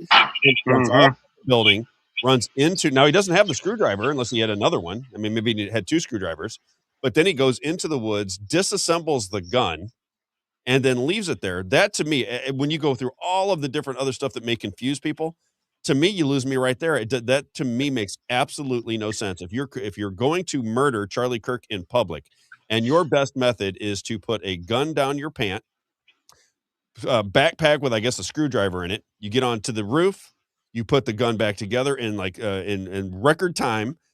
You're not a professional marksman. You take the shot, you nail it, and then you disassemble the gun, jump off the roof, and then now leave a screwdriver there. Now you must have another screwdriver or something that you're going to put it together and leave it in the woods. That right there, that series of events to me is so ridiculous and absurd. It's hard for me to move past it. Is there any other information in your mind, Sandra, or something that you can think of that just says that just is so bizarre it doesn't make any sense to me? Or are you kind of if I could real quick, I was just wanting to make one. The official story obviously has changed slightly, and of course, what people have been saying online has changed dramatically. But as it stands now, the official story is that it was disassembled, taken onto the roof and assembled, and then carried off of the building into the woods, whole intact, and left there. So I think most of the disassembled it again came from, I think that was more speculation. I don't think that was ever actual official narrative.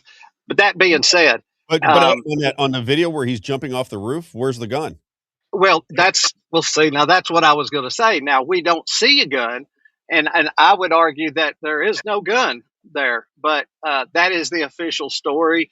But you had him on the stand during the prelim saying, well, no, we didn't actually, we didn't actually see a firearm. It's just with all my years of training, he was holding something long and stiff and black that could have been a firearm. You get all this, but then what I was going to say, though, was on the screwdriver. The screwdriver originally was reported by CNN, Fox News, and everybody else to have been found with the gun. And then all of a sudden, Kash Patel's the first one that says it. All of a sudden, then it was found on the roof. And one other detail to that, you got the moving screwdriver. I don't know if any of y'all are familiar with Kelly Raybon. She went to UVU and happened to find a golf cart that the maintenance used and had the exact same style screwdriver shoved into one of the compartments on it. Like maintenance carries those things around a lot. So just a data point. Don't know what that means, but I heard that story too. Sandra, is there any evidence that just gives you pause and say that's the one that really sticks in my head that doesn't make any sense?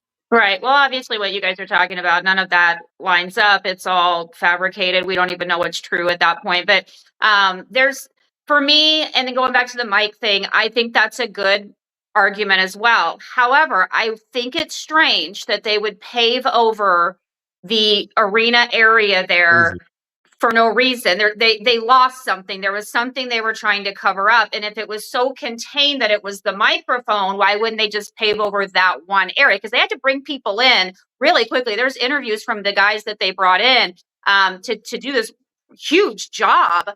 So that's strange. But going back to what you asked me, I think that this is a very interesting piece that people really don't talk about this much, is that when they got to the hospital, the surgeon, the main doctor, he's a surgeon. These guys, I worked in the medical field. I was in the medical field for 8 years in the Air Force. I was an ICU medic.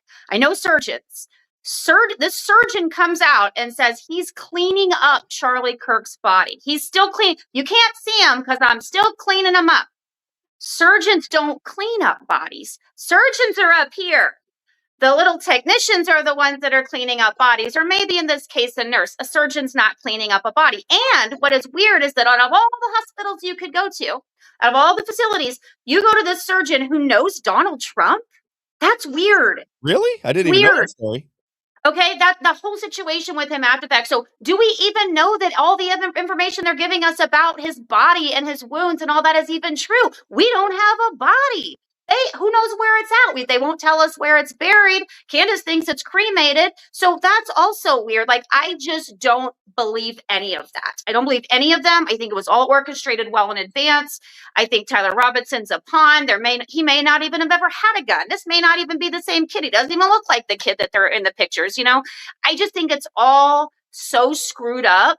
And we're all talking about it, trying to figure it out. And there's so many probably false pieces of information in here that we're trying to connect the dots. And God knows what happened, honestly. Exactly. Ultimately, I think we never find out. That's why I said, it's better just to have the court of public opinion versus the actual courts anymore. Because the courts, as I'm finding out, I'm in family courts right now. Justice is not what they're after. No. Justice has nothing to do with anything. It is following the law. And if the law takes you away from justice, then that's the law. I mean, we know you're right, but that's not what the law says. And I think it's insanity. Any piece of information for you, Andy, that you think just that's the one thing that sticks in your mind? You go, for me, it's the security not being on the rooftops. I can't get past that. To me, that is so unbelievable that there's no way that somebody that is overseeing hundreds of $1 million worth of business that has death threats against him. You just had the assassination attempt on Donald Trump, and then he's going to sit in a fishbowl with death threats against him. And nobody says, you know what, we should probably have somebody on the rooftops. Jim, can you jump up on the rooftops there just to make sure nobody's up there trying to kill or assassinate Charlie Kirk? Nah, I don't want to jump. It's too hard. It wasn't hard for Tyler Robinson. He just walked right up there like nothing was going on. Well, the security on the rooftops is a huge red flag. Something that Alexandra was talking about too is Candace covered this in depth, is their head of security, who was also the one that decided not to put the stuff on the rooftop. And I think he basically, if I remember correctly, said, oh, well, we thought the local police on the security had it. And it was like, what? It's like, so you're incompetent. Got it. But he also said that when they went to, I believe it was him who said when they went in the hospital, he himself tore off Charlie's shirt or something and then was putting the things, that resuscitate or trying to resuscitate him or whatever. And said he climbed on top of Charlie. Yeah, there you go. And Candace called that out very aggressively, and she's right. She was like, yeah, because that's what ER rooms in the United States let happen. They let the person who showed up just go ahead and do that. They don't do it themselves. And she sort of highlighted how that's how these movies and this film and entertainment industry frames our mind to think that things are very simple, when they're actually or a certain way when they're not at all, because there's just no way. And Rob, you said something earlier. Sometimes I wonder if, it's like if the people who are doing these things are as sophisticated as we think they might be in terms of how they do things, and they think about the different facets of how people. They may have anticipated us thinking about this and talking about this, right? What if it's just they intentionally throw so many little pieces out here that don't make sense, but just like the Kennedy assassination, it becomes this sort of melding. Right. You can't really discern anything, so you can't really put a theory together because you're mixing good and bad information together. So you can't come to a theory because that's what they want. Yes. Yes. Well, that is ultimately what I believe 100%. That's what they do with social media, right? You'll have somebody come out and you'll okay, they're giving us a lot of good information, and then all of a sudden, all this overwhelming amount of information comes in and drowns everything out. Then you can find a line and you go, well, if that person's like, oh, and this person, well, then it's all nonsense. So the original. That's what I appreciate about Candace. She's been so measured. People get so aggravated because she won't just dump everything she's got, say everything she knows. It would get lost in all of the BS. She has been very measured, one thing at a time. She knows where she's going. She's been dropping it. People get aggravated, but it has allowed people to follow along. She's killing it. I mean, say what you want. People are absolutely wrapped up in what Candace Owens is doing on a day-to-day basis. Anything else, you guys? How do I find you, Andy? If people want to find you, are you on X, Facebook, or are you just doing your thing and staying away from the fray? I don't really have a media personality per se. I just you do with me. Yeah, I'm just trying to make that. I would just say if you need restoration work, call Disaster Emergency Services in the St. Louis area. That's what I'm saying. We're cheaper than ServPro and Woodard, and we're better service, and you get to deal with the owner. So if you have a problem, we also fight insurance for you to the extent we can from a legal perspective. Say the name one more time, and then I'll send you an invoice. Thank you. Disaster Emergency Services, LLC. Property restoration, water, mold, fire, trauma, all those types of fun things nobody wants to do. I highly recommend Andy. And I mean, if you want to email me there, you can email me there, I guess. Right on. Right on. The invoice is in the mail. Sandra, where do people find you on social media? I love your social media. And this, what you said early is what Isaiah and I are talking about. You put great shows together. You know they're very good. I'm in this business for 5 years. I know when I put a good show together and I see it get suppressed. This one here I'm watching getting suppressed right now. And you recognize it because you do it live. Yeah, you kind of understand what's going on. But how do people find you? Because I think you're wildly entertaining on social media. Oh, thanks, Rob. I honestly, I'm not on as much as I used to be. I think it's like Sandra McDowell or McDowell for Mo or Sandra MCD. I don't know. I've got so many. I had to change them so many times because the corrupt Missouri politicians came in and stole all my websites and everything and transferred it over to porn sites. So yeah, that happened. No way. Hang on. I gotta know that. I gotta know that story. Explain that story to me one time. What went down? Well, when I filed for governor, which was like the last day that I could file because I didn't want to do it because they're not going to let me win because there's election fraud. So there you go. But we agree. I filed, and then same day they are buying my websites, all the SandraMcDowell.com websites or whatever, and it's obviously they're putting up things that are funny to them because they're probably a bunch of kids. So they did one that's like Chinese porn. Another one they transferred over to We Are the Champions, played on repeat on YouTube, so that they thought that was really funny, but I couldn't get my websites. That was what and then actually when I said that they were squatting and that it was illegal for them to do what they were doing, then they transferred it to the GOP site and then to Parsons sites. There you go. That does not surprise me a bit. I know Allie had her website stolen from her by because she's the election fraud person that works with People's Lobby Missouri. She had something called No Mo Fraud or something like this, and they stole that from her. Mm-hmm. It drove her crazy. Yeah, it was sad because I'd have people messaging me while I was campaigning. Hey, Sandra, do you know your website has porn on it? I'm like, yeah, thanks. That's not my website. Unbelievable. I know that Adam has a porn site going on. Adam, how do people find you? How do people find you if they want? I am on X. I'm not super active. I mainly browse and then post my shows up on there. But yeah, it's Adam TF_82 is my username there. And then on YouTube, it's the Real One Podcast. You can go directly to it by doing the Real One Podcast _AT. The Real One Podcast. I checked it out when you had the guy on. Very entertaining. So yeah, for sure. Yeah, we're doing lots of good stuff. Yeah, keep me posted when you get more because I know you're following the Charlie Kirk case. That's your agenda. So when you hear information, reach out to me because I'm highly interested in where this goes. We're going to do Charlie Kirk every Friday until this case is over. So I want to keep talking about it. We'll learn more and more. I really started. I know there's a lot of people that are watching Candace Owens. They're like, oh, there's so much more information. We hear you. We're taking this piece by piece. We're going to drag the audience with us because we have not been following it the whole time. So we're getting real people with real impressions of what's going on in the case. And then as it starts to play out, we'll find out where we were wrong, where we were right, what was true information, what was planted, what was fake. And we'll do it together. Guys, thanks so much for taking the time. I appreciate it. I'll be in touch with all of you. Thanks, Rob. Have a good one, everybody. Bye. See you, Adam. See you, Sandra. See you, Andy. All right, Isaiah. I'm fascinated with this case again. Oh, yeah. I usually don't get worked up about this case, but all of a sudden with this debate going on today with all of the information, and I just love watching how things progress on social media when you're talking about things that, it'll be interesting because Candace will have a huge audience. She had 130,000 people on her YouTube channel before the debate started. 130,000. There you go. Yeah, and Patrick Bet-David only had 35,000. Wonder why they chose Patrick Bet-David. He seems, he's Iranian, but he definitely takes the Zionist point of view. I'm surprised that Candace Owens thought that was a good person to moderate the debate. Didn't you? I've seen him be pretty fair, though. He's usually fair. I was gonna say I've seen him be very fair, even with things that he disagrees with. And so I'm not saying he's the best, moderator, right? But I'm not, opposed to I it would love to necessarily. see. I would like. I'd to rather see, see Joe Rogan personally. I just would like to see. I look at it like this, and maybe because I'm in that position, but I look at it and say, why does this? How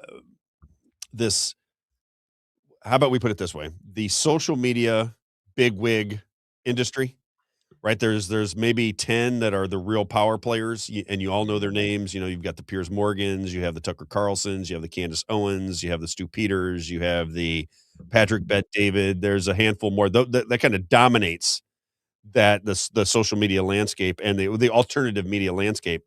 Why do they all work and intertwine with one another? That's something I've never understood. I would think that if you're really trying to get information out, you'd find somebody with maybe a moderate platform, somebody that nobody's ever heard of, and bring them up into the equation. Because if you're trying to get to the truth and you're trying to gain more respect and you're trying to bring more people into the light, why do they all work within the same framework? Does that make sense, Isaiah? There's a handful of 10 of them, and they're always working together. Then you got Sean Ryan, but Candace will go on Sean Ryan. Sean Ryan will go on Tucker. Tucker will go on Sean Ryan. Sean Ryan will go on Tucker. And it just, it's just all bouncing around from one to the other. And I think to myself, don't they recognize that they're kind of in a circular firing squad? Why are they not bringing more people into the equation? There's a ton of podcasters out there that have an enormous amount of talent that they completely ignore, and I don't understand it. I would think that if you're trying to get to the truth and trying to bring more people into the fold, you would look out into the vast universe of people that are doing news, independent news,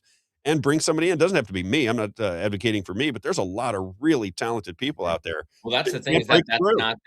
not their goal, though, Rob, is not to get to the truth. Their goal is to espouse propaganda, to make you think a certain way, or to I agree.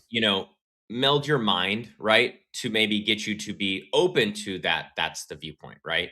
Yes. And I just still think about the Wilkes brothers, like we were talking about, these guys who, because we always hear about the Jewish billionaires for TPUSA, right? It's, that Charlie Kirk was arguing with these Jewish billionaires, these Zionist billionaires.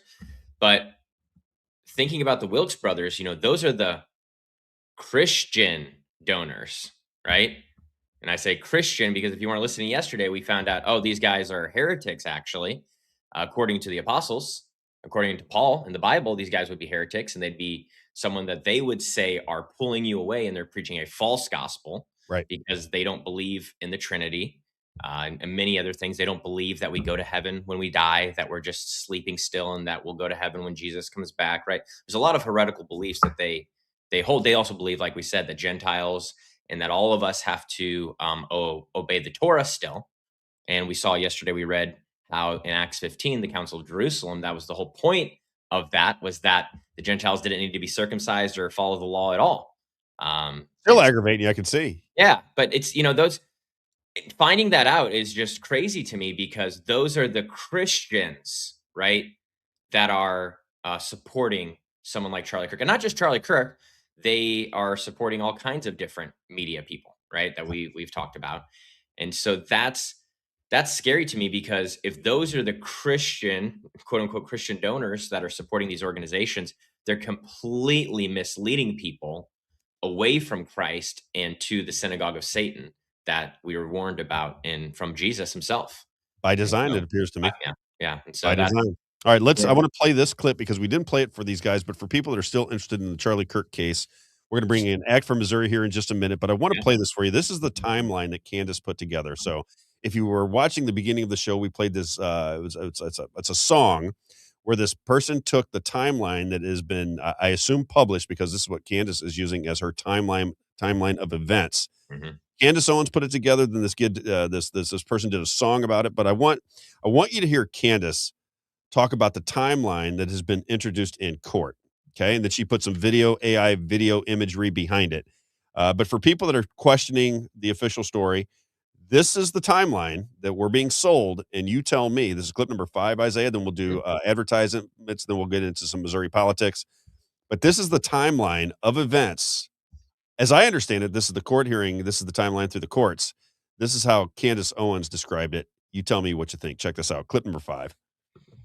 They want us to believe that Tyler Robinson slept at home and then woke himself up before 4 a.m. on September 10th of 2025 because he had to leave his house in St. George before 4 a.m. to make it up to campus when they then catch him on walking by the neighbor's house at 8:07 a.m. That's that TMZ released footage. 8:07 a.m. Gets back in his car, pulls into the garage, finds the surveillance cameras in the garage en route to go approach a Turning Point employee. It's like, I'm going to wear my favorite shirt to approach a Turning Point employee because I intend to kill their boss. He said, apparently, hey, is this where the Charlie Kirk event is going to be? And she probably was like, yeah, it is. He then went to Chick-fil-A on campus. We haven't seen any footage from that yet. We haven't been told much about that. My assumption is he had a meal before he decided that it was time to do crime. He then drives off campus, parks, changes his outfit, puts on a long sleeve black shirt, puts on blue jeans, and he says to himself, before we do crime, we do Wordle. That's a fact. At 11:28, he sent his Wordle score to his friends. The word of the day was pouty, in case you're wondering. Then he shoves a broken down German 98 Mauser into his pants, and he starts limping back onto campus with a new hat, a new backpack, and we all know what happens next. He then jumps off of the building after killing Charlie Kirk, lands onto solid ground, like he had been practicing that maneuver. And what we know for certain is that he then changes back into his maroon shirt, but he leaves the jeans on. He's then spotted at Dairy Queen. He really loves that shirt. He then departs. He really loves that shirt. That's and good. Drives 3 hours down to Panguitch, to the Cowboy Steakhouse, where he seats himself at the bar and he orders a steak combo with a soft drink. I want to emphasize that. No alcohol, presumably because he doesn't want to drive irresponsibly and, you know, risking getting a DUI. He probably doesn't want to hurt anybody. So after that steak, he drives back up to Orem. I mean, whew, long drive. Another 3 hours, this time because he wants to retrieve his rifle during what is the largest federal manhunt of my lifetime and probably every single person who's listening to this podcast lifetime. But Tyler's feeling lucky because he's wearing his maroon shirt. It's his favorite shirt. He returns to the scene of the crime, and if I am understanding now, Tyler stopped his car to ask the police officer a question. So he commits a murder, drives for 3 hours, and is feeling confident enough to actually ask the police officer a question. Because I want to point out that he's been awake for a long time now. At some point, he gives up and he says, I'm not going to retrieve my rifle. And he decides to drive the 4 hours back to his apartment in St. George. So we can make a safe estimate that he left Orem around 1:35 a.m. And then he drives back to St. George and arrives earliest at 5 a.m. I'm just wondering if anybody tested Tyler Robinson for cocaine or meth. Because according to this breakdown, he's been awake for 25 hours straight, during which he has driven an approximate 13 hours and 20 minutes. 13 hours and 20 minutes of driving, up for 25 hours. Now, for clarity, in 13 hours and 20 minutes, you can drive from New Orleans, Louisiana to Chicago in that time frame. You could drive from Atlanta, Georgia to New York City in that time frame. Tyler Robinson, he's just driving about. He decided he just was going to go around Utah after committing his first assassination. And if you're thinking, okay, 25 hours is long, he probably then went to sleep, you'd be wrong. You'd be very wrong. If you're thinking, well, he must have at least, when he finally got home, showered and changed his shirt, you'd be forgetting that this is his favorite one. What happens, according to the narrative, is he stays home for an hour before he heads back out again, this time driving about an hour away to Cedar City, because that's where he's captured on gas station footage filling up his tank. And we don't. Oh my gosh. Okay. I just sent you something, Isaiah, on email. Okay. You can pop that up on the screen. So as I was kind of looking through, because I'm looking at what's going on with our social media, I just find I love it. I find it so fascinating. But as I was looking through what was on my feed, was this Andrew Wilson, the person that is doing a live debate with Candace Owens. Oh, yeah. Did you know that he described himself as a Mason? Mm-hmm. I did not know that. First I've ever heard of it. She just posted that. Yeah. Show what Candace Owens posted on social media about this person she's debating today, this Andrew Wilson character, who she thinks is a plant by Turning Point USA. Adam from the Adam One podcast says, I watched that video where Stu Peters went on with Andrew Wilson, and it certainly appears to me they were trying to entrap him to get him for a defamation case here. And that would make a lot of sense to me, right? A defamation case? Yep. Here's what Candace Owens posted on social media. Check this out. I'm going to talk a little bit about myself, only for the purposes of trying to explain to you that I have some intricate knowledge in some of the things that Woodcoff has lied about, chiefly his book, The Masons and Their Lies. I was a Freemason, Master Mason. I don't remember exactly how many years. I think 3 or 4 years. Okay, I still have all of my dues cards. I still have the Lodge Bible that was dedicated to me by everybody in the lodge. Okay, I was a Freemason myself. Interesting. It gets weirder and weirder, doesn't it? All right, let's do some advertising. Then we'll bring in Mike Compton and Amy Castro, talk a little Missouri politics, because I assume there will be a lot of people watching the debate now.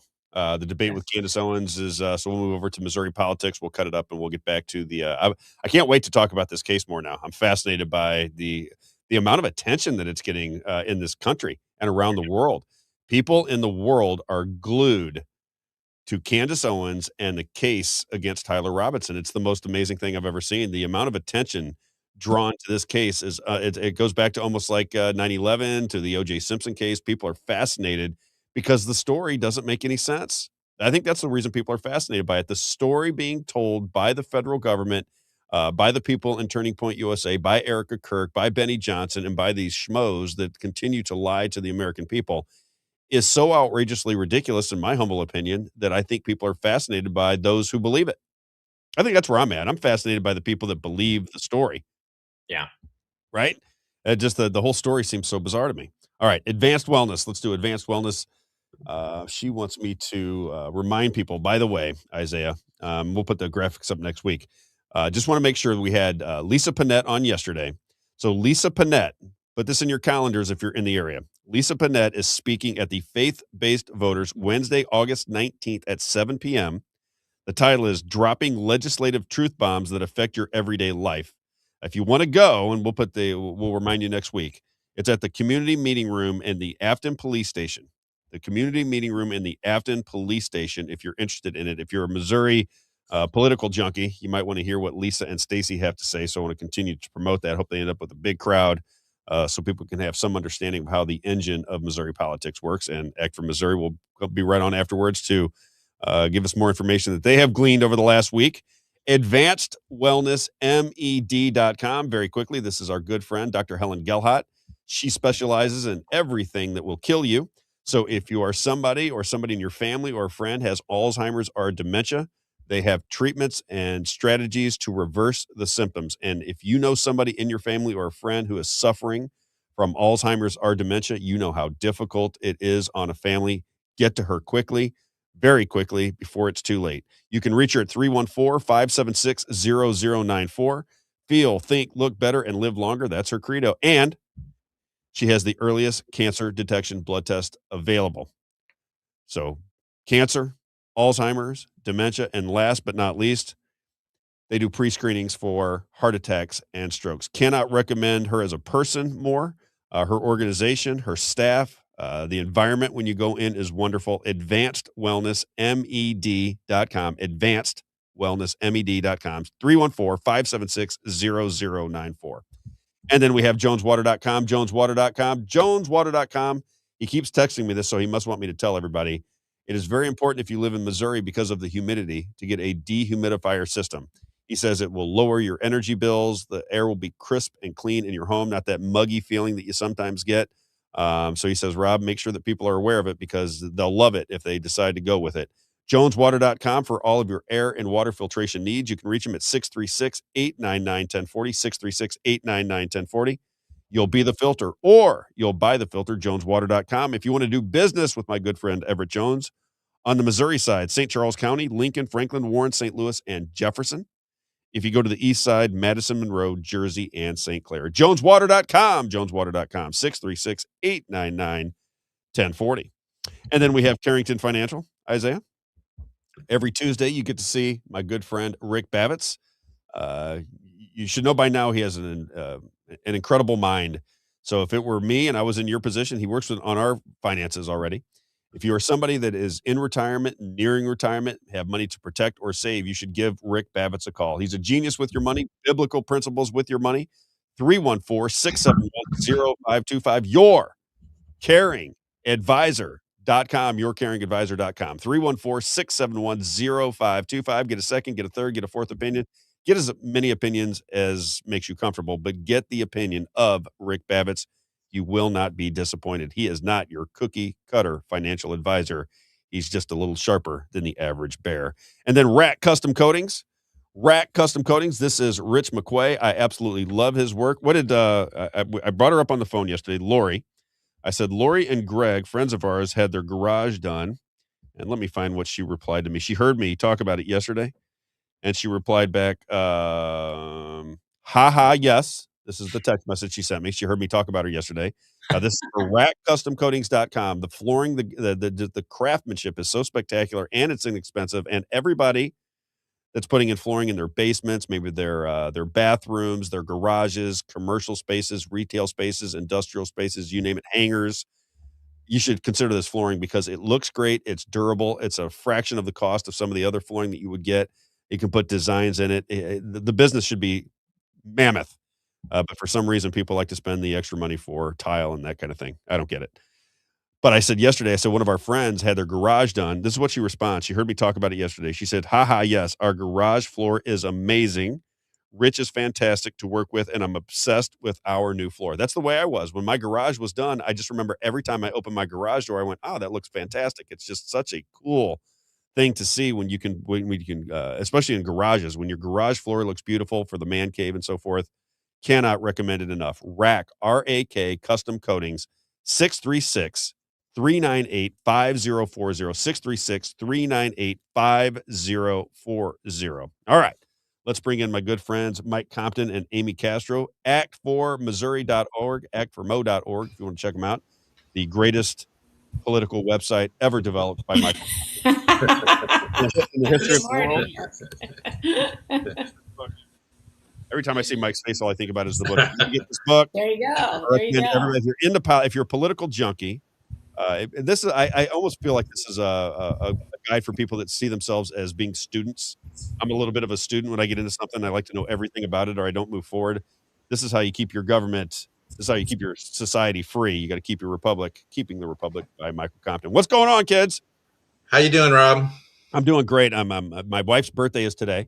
So she's got some concert tickets going on with friends and stuff tomorrow. So I'm looking forward to that. Going to be a great weekend for me and my wife. So that's what I'm looking forward to. What do you? Happy birthday from us. You got it. I'll do it. She's 55 today, smoking hot 55, as I like to say. What's on your agenda today? Because we had Lisa Panette on yesterday. We got to hear her opinion on the people that won and lost elections. What's going on in Missouri politics this week? Well, I kind of want to pick up on something that you said yesterday when you were talking to Lisa that caught my attention. You were talking about why would the Republican Party keep drafting legislation that would split their own base? And we have another possible example of that. We're starting to look at the amendments that are going to be on the ballot in November. And we started with Amendment 7 this week, and we just put out an article on it. And I don't know how much this one would split the base because this is a pretty bad idea when you get into the details of it. On the surface, it does sound great, like all their ideas that, hey, let's put some money into investments and we'll make enough off the dividends from the investment that we won't have to pay, and nobody will have to pay state tax. And this is Amendment 7 you're talking about. And what is that noise, Isaiah? Do we know where that's coming from? You've got a little reverberation, Mike. Yeah. Coming from Mike? Huh. I just don't want people to be distracted from Mike because as I understand Amendment 7, it's a little bit complicated. And I think that is probably why people are going to say Try talking again, Mike. You're fine. Okay. Is that better? Yeah, there we go. There we go. It was coming Okay. through Amy's computer. I had to mute you, Amy. I'm sorry, because it was coming through your computer. Yeah, we'll bring you back on when you're talking. Okay, go ahead, Mike. Sorry. Okay, so again, the idea, the general idea is that they would develop this new fund that the legislature would in future legislation, like they always do. We don't ever get the details now. Future legislation, they would decide how they fund it, and when it got funded high enough that the dividends would cover all state taxes, they would eliminate. And this won't be property tax, because property tax is usually your local taxes, but it would affect state income tax, corporate income tax, and some other fees and stuff. So that's the general idea. The problem is that to get that much money in there, again, we don't know how they're going to fund it. And any money that they put into it, they do have the safeguard that it can't be used, but we're talking about large amounts of money. I figured at least $430 plus billion to have in the fund before you could get to the point where it would have enough dividends. And of course, that also depends on the stock market, because they want this to be based on the S&P 500. I think the real catch is, though, this is going to be managed by some company, and there's very little guidelines on that. The only thing that says is that it has to be based, the investment firm has to base the ETF on the S&P 500. There is no bidding process. It's basically up to the treasurer to decide who would end up getting that. And the amount of money that we're talking about here is that an investment firm would get for just managing this. It could be as much as $619 million a year. Come on. So Isaiah, sign us up. I'll run that money. Oh yeah, filling out the application right now. I'll run it for half of that. Put me down. I'll run it for half of that. I think they give me $325 million. I'll do it. So again, no money can be moved out of it until there's enough money to replace the tax. So whoever's managing this is going to be rooting against it ever getting enough money to do it, and once it gets to that point, they can only take out 3% a year. So again, this is going to be an ongoing, really money maker for whoever the investment firm is that ends up getting this. What a shocker. Okay, pop Amy on. Let's see if we can get Amy on. What's your take on this, Amy? You see it through the same lens? It always seems to me, because when I made that comment yesterday, I was really referring to Amendment 3. I look at Amendment 3, and I'm watching Adam Smelting, and I'm watching the people that are pushing Amendment 3. Freedom Principles very heavily behind Amendment 3. And I look at that and go, well, I said this to Lisa yesterday. I don't think there's any way it can pass. I don't think there's any way it can pass, because you're going to get the left is going to be very united. They're going to be very enthusiastic to get out and vote against it, because they believe that abortion up until childbirth is a religion. And then if you take the right and you say, okay, well, the people that are moral conservatives, Christian conservatives, they're going to look at this and go, well, we're going to have to put abortion into the Constitution for certain categories of people. I can't morally make that decision. Therefore, I'm going to vote against it, or I'm not going to vote at all. So you're dividing the right and uniting the left, dividing the right, uniting the left on this particular issue, and they'll couch it and we're trying to save babies. I'm like, yeah, but you can't possibly think that's going to pass, do you? Do you think that's going to pass? And I don't think it can. I mean, Lisa was on the same page with me. She said about 30% of the people that she has talked to and the polling she's seen behind the scenes said that the right, 30% of the right will vote against it. Well, if 30% of the right votes against it and 95% of the left votes against it, then it has no chance of passing to begin with. So what's the big fight about other than raising money on the issue? Raising money. And I think, if you look at, I think they tried to do this with Amendments 4 and 5 too, the way that they wrote those. I don't think they were near as successful, because I think most of the conservatives also were opposed to those, judging from the way it came out in the final vote. I don't see any chance of that passing, and I think this all might stem back to going back to the convention, where the establishment felt like they were going to lose control of the party, and they were looking for ways to put wedges between grassroots groups so that they could make enough division that they could remain in power. Can we talk on that for a minute? Because that's really what I want to get to. I want to get Amy's opinion too. Amy, I don't know if your microphone. I like that you have the black screen behind you though, Amy. I like Thank that. you. Looks good. I'm still. I think I'm. Oh, am I on? Okay. You're fine. I'm So, just gonna ask. Isaiah, I have the new mic. Do you want me to unplug that and just go through my computer? You can. I think there's, and I can help you out offline sometime. I think there's probably just some settings that you have to turn on there. So Okay, there's so no, I'm going to echo unplug that other cancellation. mic, okay? And Sounds then I'm going good. to go straight to my computer. Can you still hear me? Yep, we can hear you. Okay, great. Yep. Yes, I'm trying to improve this podcasting We keep working on it. world I have entered into, and if you saw the office I'm in, it's like I've got the incline thing. It's like an exercise room. I've got like a background. I'm like, you don't even want to know. Oh yes, I do. Know. I've been through it. I've changed my set multiple different times. I mean, I'm trying to fight the cat and trying to. Yes, we're with you, Amy. Don't stress. Believe me, don't stress. Just keeping it real. Just keeping it real. We try to keep it real. Okay, so your question was about. Well, I want to ask you guys this because this is something that I don't know what your agenda was for the day, but one of my agenda items is I believe now that I've watched this for several years that there's an aggressive attempt to split up grassroots, to have us fight against one another, to break us off from the establishment, which I think only hurts the Republican Party. And I don't understand why they would frame it like this. I don't understand where the leadership is coming from. I don't understand how the Republican Party is organized. But it seems to me, when you lose 83-17 on your key initiative as the governor, I would be crawled up in a corner. I'm just thinking if Robb Carter was the governor of Missouri, and my key issue is to eliminate income taxes through this structure that they put together, and the Missouri citizens vote 83-17 against my top priority, I would assume I'm going to lose the next election. That's immediately what I'd be thinking. I'm losing the next election. These people are not buying what I'm selling at all. Therefore, I'm in big trouble. They don't seem to care. I don't see any real big movement to change their ways. No, hey, come on, grassroots. We hear you. You guys have a lot of power. We didn't recognize you could beat us 83-17 on our biggest initiative. Maybe we should bring you guys into the fold, have a conversation with you, stop attacking you online, quit calling you communists, retards. But they don't. And I just wonder what is the premise, because they have to be somewhat politically savvy. Why would they sabotage themselves over and over again by alienating their base? I don't understand it. I think so. You have to keep in mind when you deal with the public, it gets messy, right? When you have a lot of people that maybe aren't as informed, don't know how the system works, that make demands, it takes time because you have to explain and you have to educate and encourage people. And I don't think that that's what our GOP political party is interested in.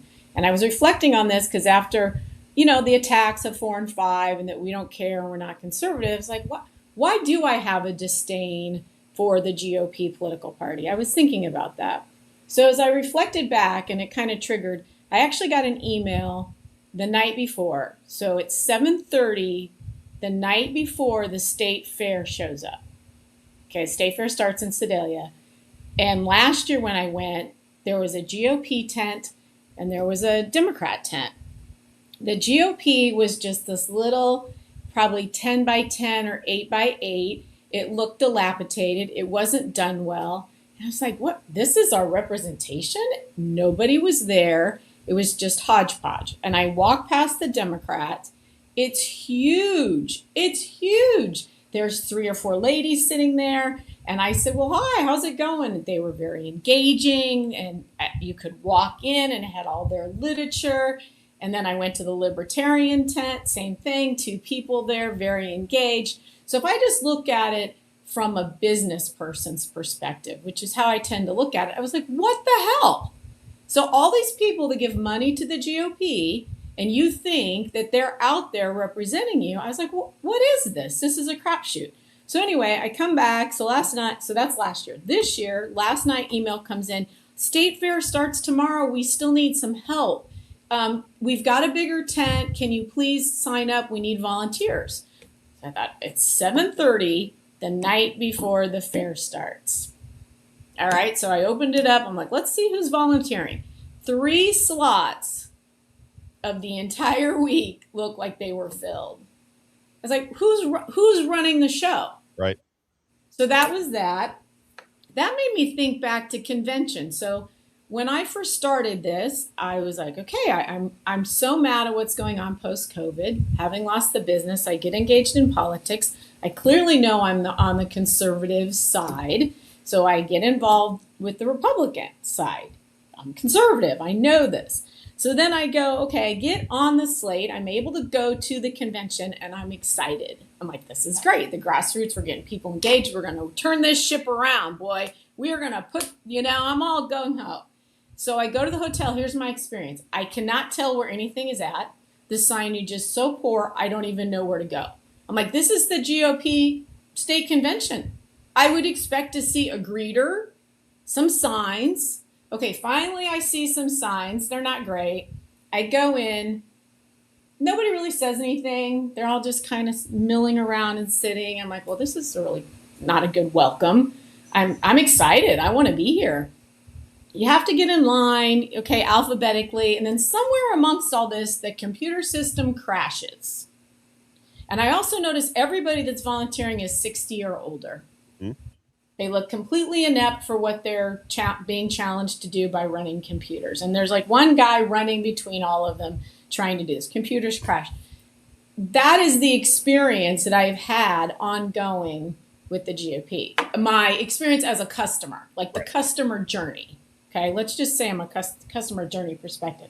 Yet, politically, up in Jeff City, I see fat hogs.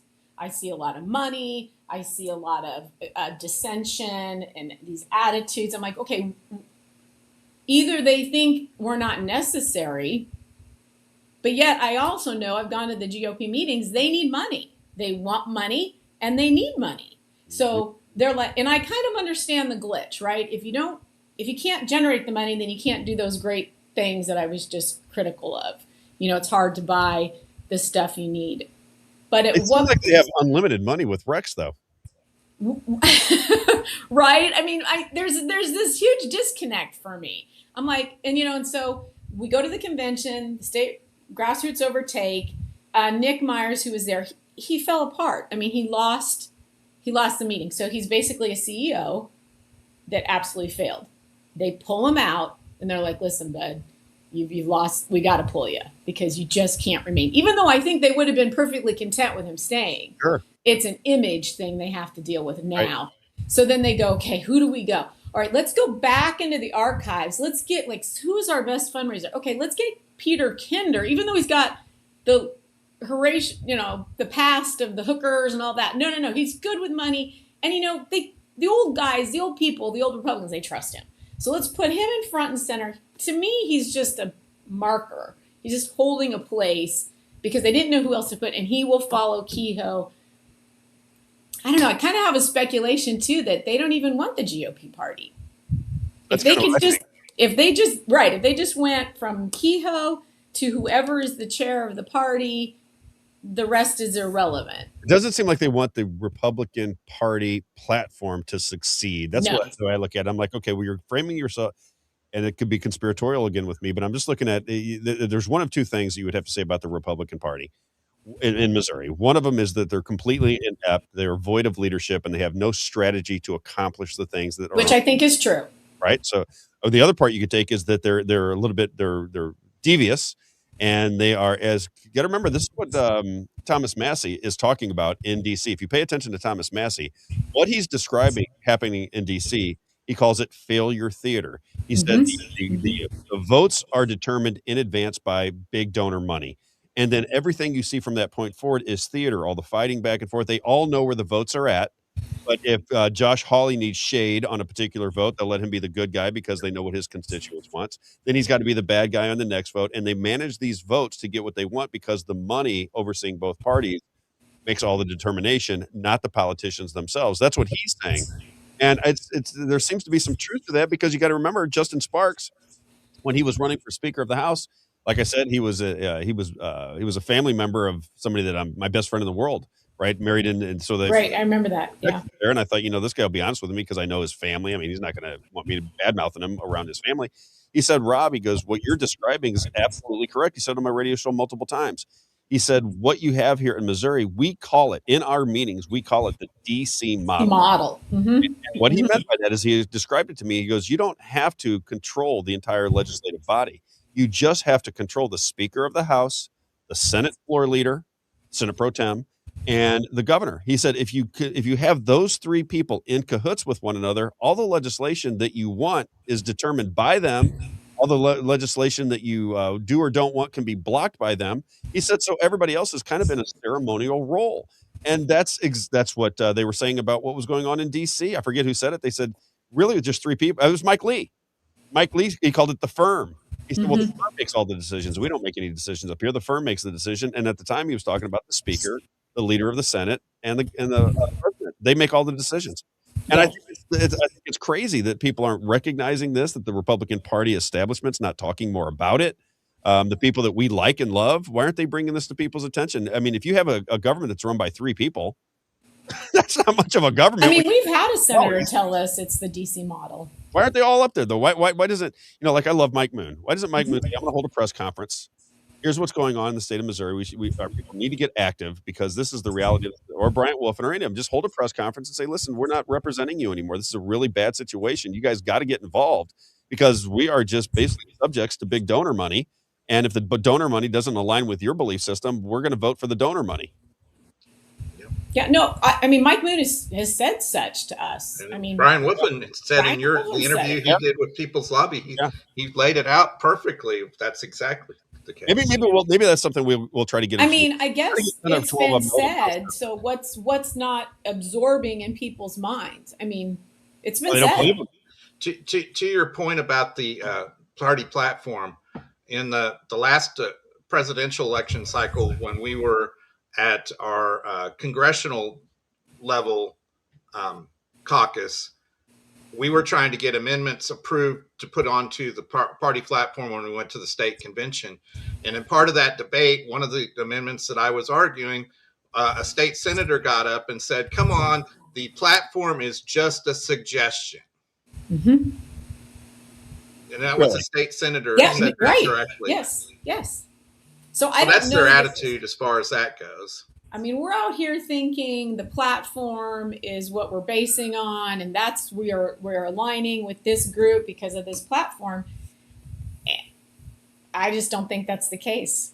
I know, and we got to figure out some way. That's why I like that we're. I've been saying from day one, I hope that we can all work together because I think that if you take the people that are following Act for Missouri, your audience is getting bigger and bigger. There's more people coming to your website. I have the show, so we have a built-in audience that we can bring in.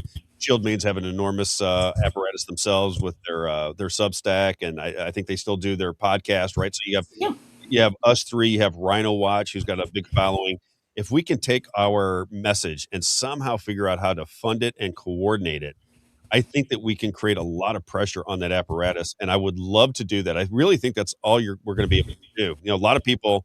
I was looking at Lisa Payne. She said, was one of our listeners. She said the problem we have is they don't feel any pressure because they think they have the system rigged. Now, rigged however you want, but it could be they do have the system rigged. Well, I thought we did pretty good on 4 and 5. We did because we did, and I think that's going to send some fear to them. And I've started looking at what the legislature might look like after November, and there's some people that we wouldn't expect that might be in trouble, including like Ben Keithley. There were more Democrats that voted in his district for state rep on the Democrat side than the Republican side. You add that to the fact that how hard he pushed for Amendment 5. If they run a good campaign, they could take out somebody like Ben Keithley. My argument from the get-go.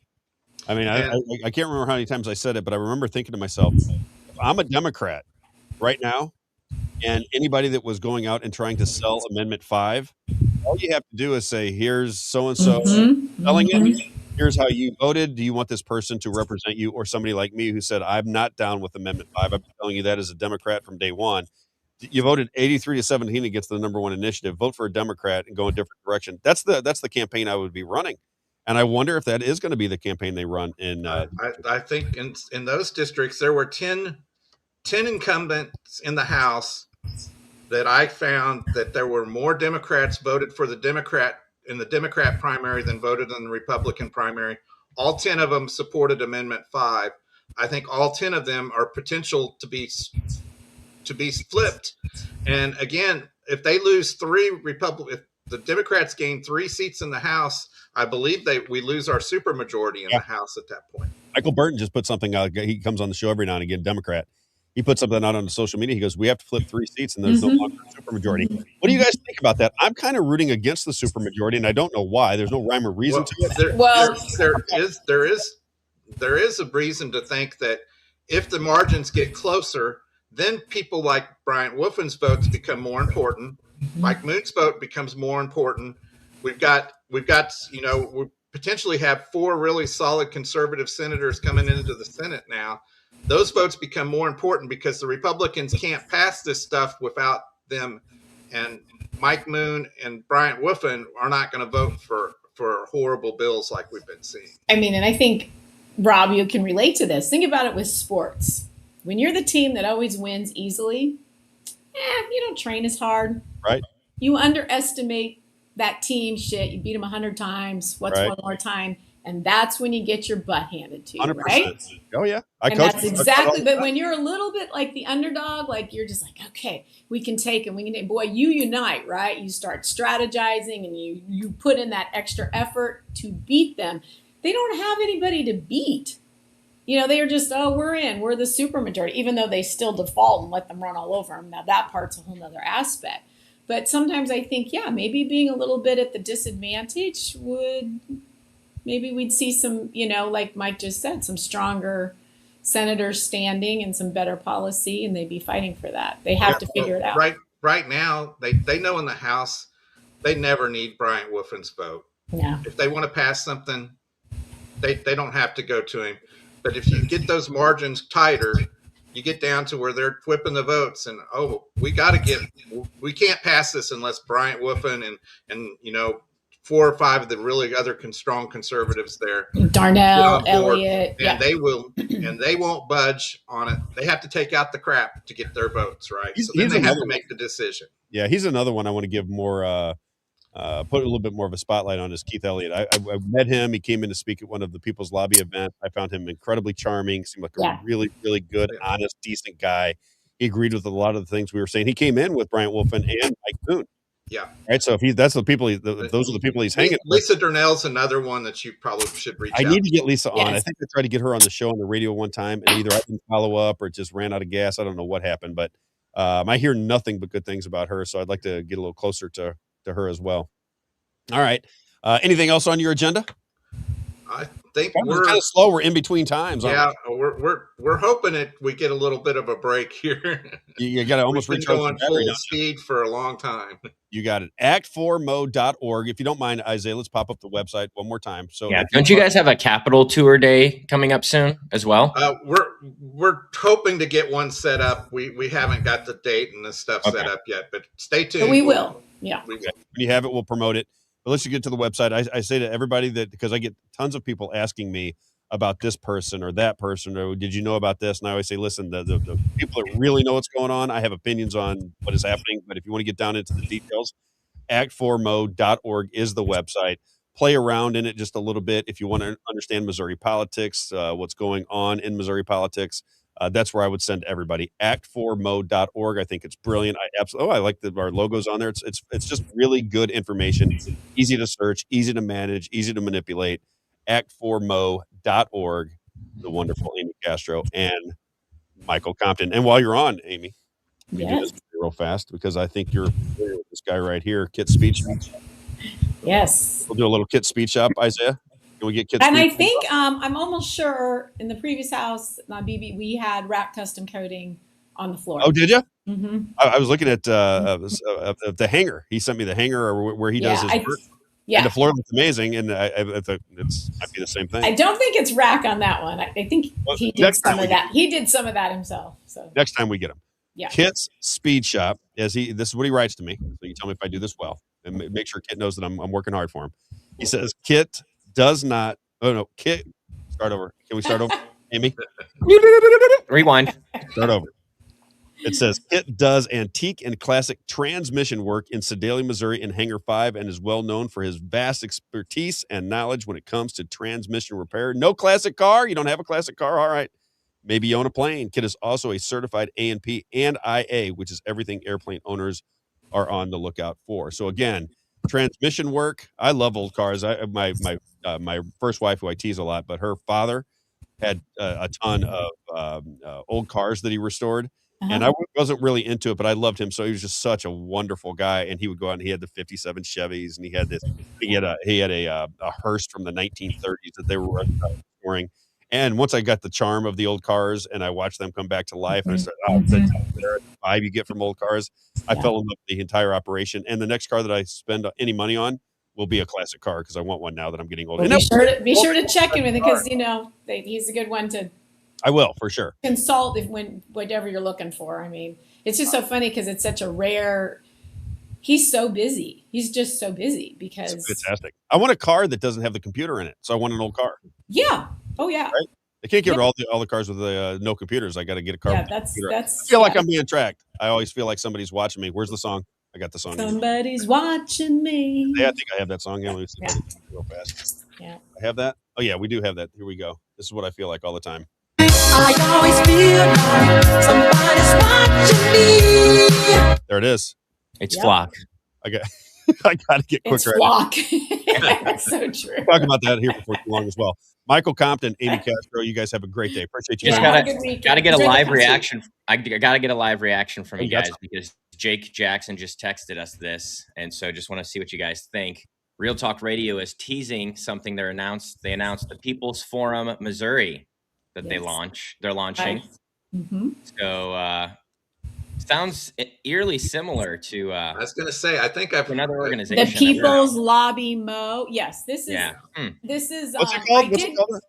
Yeah, the People's Forum Mo. Oh, I'm down with it. I look at it a little bit different. I say the more people, I'm not at odds with Rick and Tracy. I wish them very well. I hope their station does well. I hope they make a ton of money, and I hope they get out a lot of good information.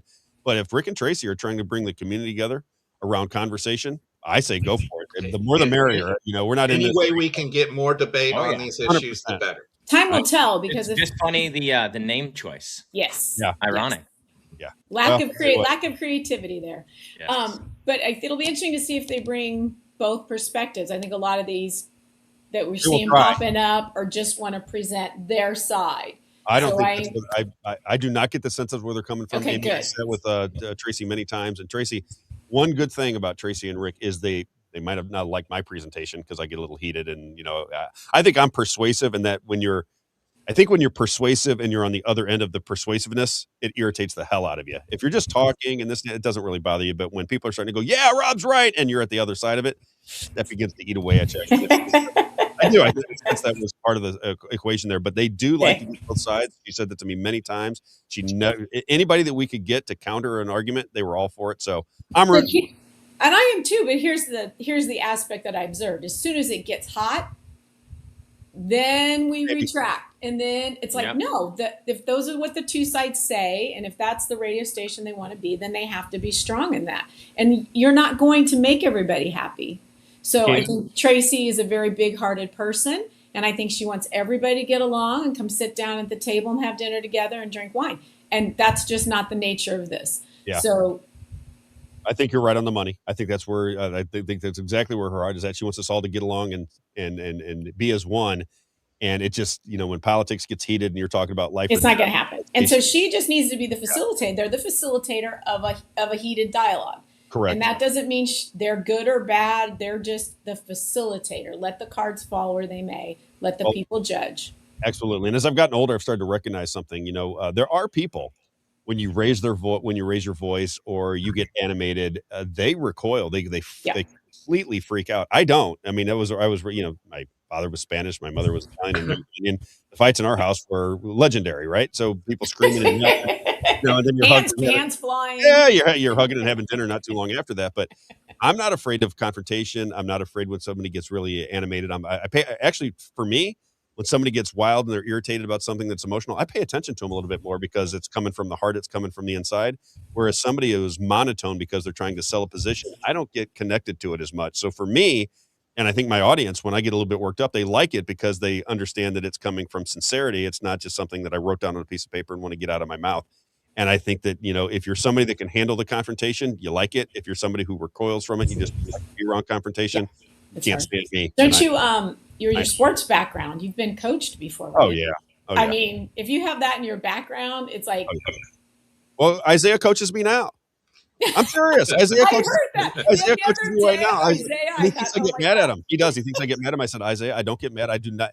When you criticize me, I do not. The first thing, because I used to talk to my kids when I coached baseball, if I'm criticizing you, you shouldn't look at it as criticizing you. You should look at it as somebody who has the courage that cares about you enough to have the courage to say, listen, this is wrong. You want your mom and dad to come in here and I'll tell them the same thing. You're doing this wrong. You have to do it this way to be successful.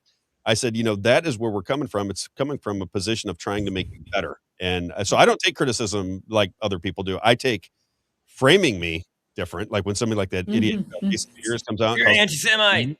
That irritates me because now he's framing me as something that I'm not. And I've explained myself a million times, but to go out to his audience of 7 or 8 or 9 or 10 people and start telling them anti-Semitic and writing letters, that to me irritates me because now you're talking about who I am. You're not talking about what I believe in or where I'm at. I wish you and Jason could have met like face to face. We've met him. He's a nice guy. He wasn't nice to me. I know, frustrated, absolutely. But I think had you been face to face, very different conversation. Well, very different conversation. We do want to get there. I would like, because to your point, if we can bury the hatchet, we should. But I got to tell you, writing letters into that was and trying to get me fired and calling me anti-Semitic and going on and on and on, that rubbed me the wrong way. Once we resort to the name calling and get away from discussing the issues, then that's a different situation. Yeah, for me, what bothered me the most is he didn't say it to me. He didn't say, Rob, I need to talk to you. You sound like but going behind my back and doing that kind of stuff. No, we agree. I'll get over it. Amy, Mike, have a great weekend. Enjoy yourself. Bye, Isaiah. Here's my advice. Go out and have a wonderful day. Have a tremendous weekend. Maybe let Missouri politics go for just a little bit if you can, and enjoy some family life. Every time we think we do, then something rears up. We're like, oh. All right, you guys. Have a great weekend. You too, Rob. See you, Isaiah. See ya. Too funny. I didn't know they knew Jason. That's funny. I'm giving this guy so much trouble. He probably is a decent guy. Who knows? I just don't like that, Isaiah. I don't like that. I don't like it's like Tom Estes, right? Right. They could call me, seriously, they could call me gay. They could call me a philanderer. They could call me anything that they want to, if that's their perception of me. But to say that you're anti-Semitic, to me, when you call somebody anti-Semitic or racist, that's calling somebody an idiot. Yeah. Because if you're basing your opinion on somebody's skin color or something of that nature, to me, that's idiocy. I don't like being disrespected in that manner. Now, if he says, I look at Rob and he dresses funny and I bet like I kind of do with some people, that's all fine and dandy. I'm a public figure. But to frame me in a political fashion is what really irritated me. Yeah. I'm being honest. I'd be curious to hear from him. What is it that was anti-Semitic? Because what I've found in conversations that I've had where people are accusatory like that is once you start asking them a little bit of probing questions, Rob, and you want to peel the layers back a little bit more to understand what they're talking about, they don't have an answer, right? It's just, oh, okay, so actually you don't know what you're talking about and you don't have any substance to this claim and this accusation you're making. You're just saying this because you want people to think that about me. Okay. That's really smart. That's a wise man. You are so intelligent, man. That's yeah. Well, I didn't like it. I got to tell you, I got really irritated by it. I got irritated by several people within in that little community that were doing that to me. I took it very personal. I shouldn't. I really shouldn't. It's a flaw in my personality. You can basically say anything you want about me, and I'll never get too worked up. I don't like to be called a racist. I don't like to be called a thief. I don't like to be called anti-Semitic. Those things annoy me because it paints a picture to people who don't know you, and then all of a sudden they think something of you that I don't like. That's why you're anti-Semitic. That's why Elad Gross comes on and talks to you because you're anti-Semitic, right? As I say, he's my favorite Democrat, right? I just don't see things on those terms. I don't. I never have. My parents were not racist. In fact, just the opposite. I was not raised in that environment. So when that is thrown at me, it bothers me. I don't know. Maybe it shouldn't. Maybe I'm a little too emotional. You know that. Okay. So Shankovich says, my experience with Rick and Tracy, I guess he's talking about the radio station. Yeah. My experience with Rick and Tracy was the fact that listeners on the app could shit on Rob, but you wouldn't say anything about other hosts. I got responses like, Mhm. feel free to leave, blah. Okay, well, Yeah. that's I had a lot of people say that. There was a lot of people that when I was at the station were very upset about what was going on within the app. Yeah. Rob is much more calm now. You know what? I am much more calm now. Mhm. I wonder why that is. I think you're the calming effect on me. I think what it is more now is, I think what it is more now is I have the ability to spend the time to explain myself. Whereas when you're on the radio, you feel like even when they're not there necessarily, you Mhm. feel the guardrails of people who disagree with you. I think even when I was with Dan for a little bit, I thought Dan, got very like he did not like what I was saying, and I love Dan. I do. I think he thinks that when I say that I'm not sincere. I think Dan is hilariously funny. I thought he was an absolute pro as a producer. Oh, are you kidding? Hilarious. Absolutely. Enjoyed seeing him, and when I came in the morning and I got to hang with him, I look forward to it every morning. So, but I also know that First time I was there, I think we stayed for 2.5 hours afterwards, and we're just talking, and poor Right. Peggy's doing her show, and we're standing out That's there and talking in the lobby. That's right. And that was my impression of everybody that was there. I love Dan. I love Drew. I love Peggy. I love Ryan. I like the invite. Smash used to come on my show every now and again as he was waiting in the studio to do his show. So I have fond memories of everybody there. But at the same time, Isaiah, you kind of know how it is. If you're in an environment where you're like everybody, but you have a different viewpoint or some kind of background difference with somebody, and you get the feeling that they don't like you, Yeah. it creates a little bit of a turmoil within your soul a little bit. You're coming there and you want to be friendly with these people. You like these people. And I think that at the end of the day, I would call them friends. But from a political standpoint, I think they were at odds with me. They thought I was crazy. They thought I was temperamental and they didn't like it. And it just made me uncomfortable. And I think that added to a little bit of the aggravation to where every now and again, when I was talking about something, I would lose my temper more than and I lose it with full knowledge that I'm allowing myself to go there, right? You used to talk about that on the show. I'm not ranting and raving without understanding that, okay, I'm just going to let this go. I'm going to let people see kind of what's inside under any other circumstance. If I needed to drown it down and be calm, I could do it. Yeah. But in those instances, I just wanted to let it rip. That's all. Mhm. Yeah. Is that fair? You don't have any breaks interrupting you every 20 minutes, 10, 20 Hated minutes, that. right? I hated that. And, I'm going to, there's 2 radio stations, that I think I would not mind being on the radio for people that would not normally get the podcast, and I'm talking about boomer age people for the most part who just aren't into going into Spotify or going on to X or I any was of even these. thinking about Real America's Voice or something like that. I'm thinking One of about those news stations that could replay a show, but aligns with what we think about. correct. And Um, what I'm thinking about doing is, talking to a few people in the radio world that could to play the show. They could do whatever they want with it. If they have to cut it up because they have commercials, great. Yeah. But I'd like to get it back onto radio for that age group. I do not think I was looking at our numbers the other day. I was looking at the analytics of our numbers, Isaiah, and we do really good with under people 35. Who would have thunk that? That might be your influence, to be honest with you. I'm not really sure where that's coming from. But about a Well, quarter of the audience is under 25 years old. Yes.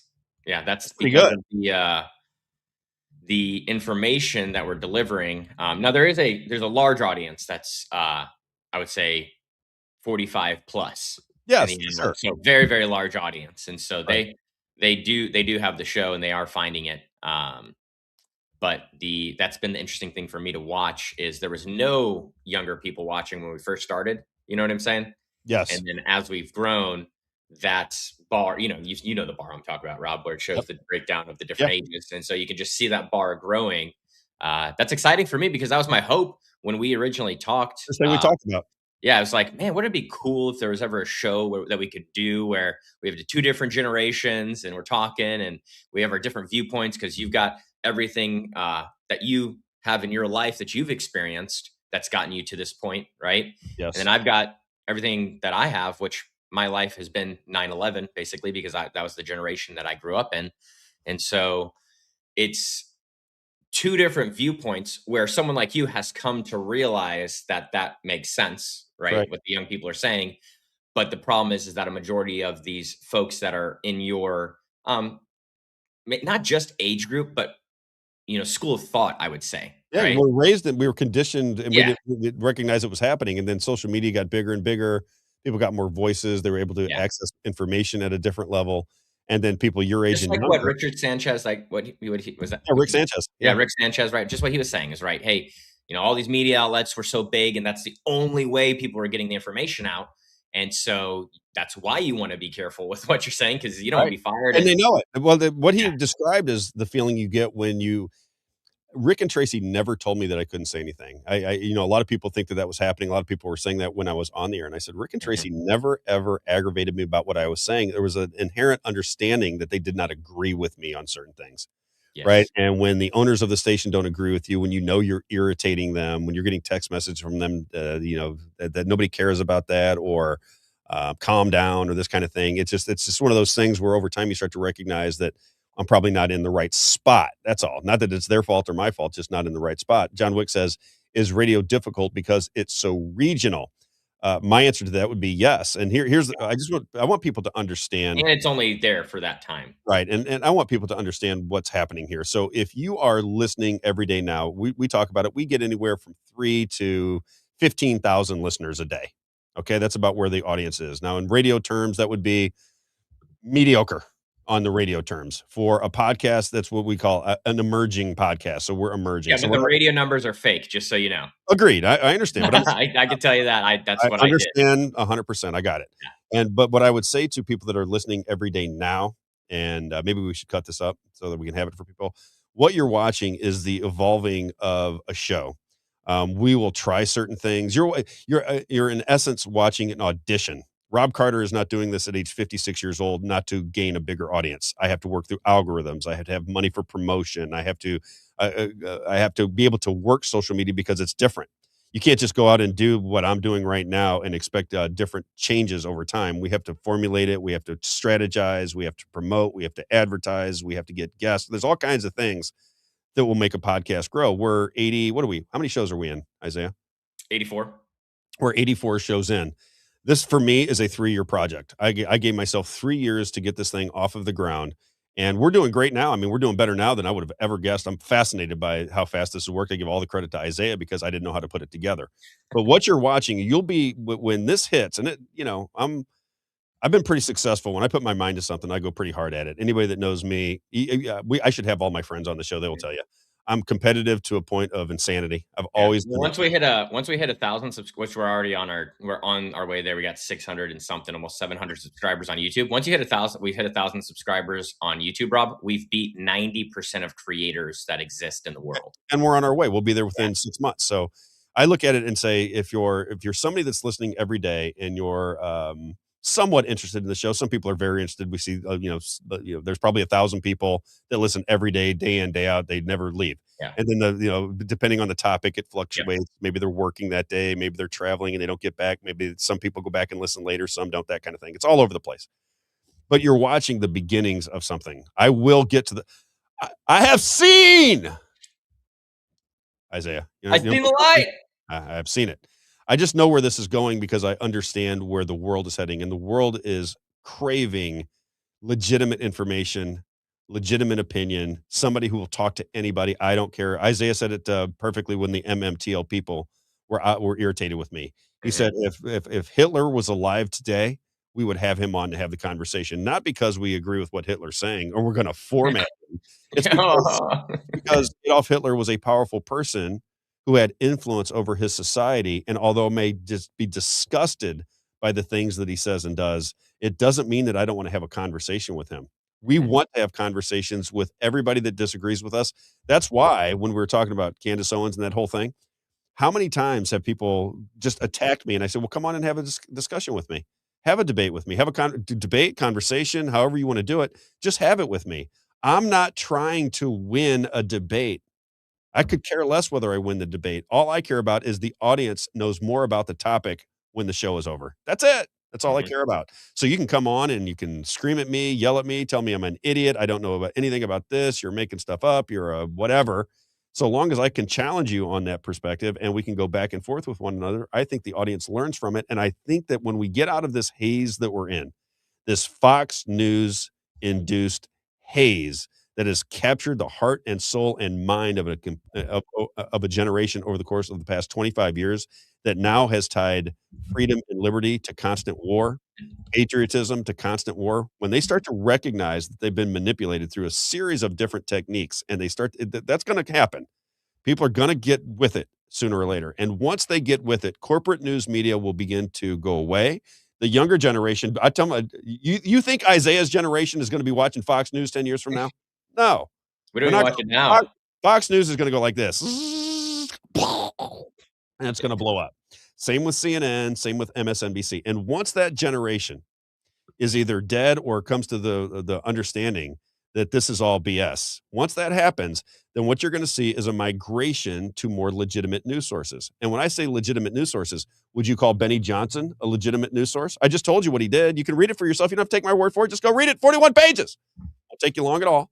He tried to go out into the social media sphere and explain to people something that was the exact opposite as the way he was explaining it, and then calling people like me retarded for believing it.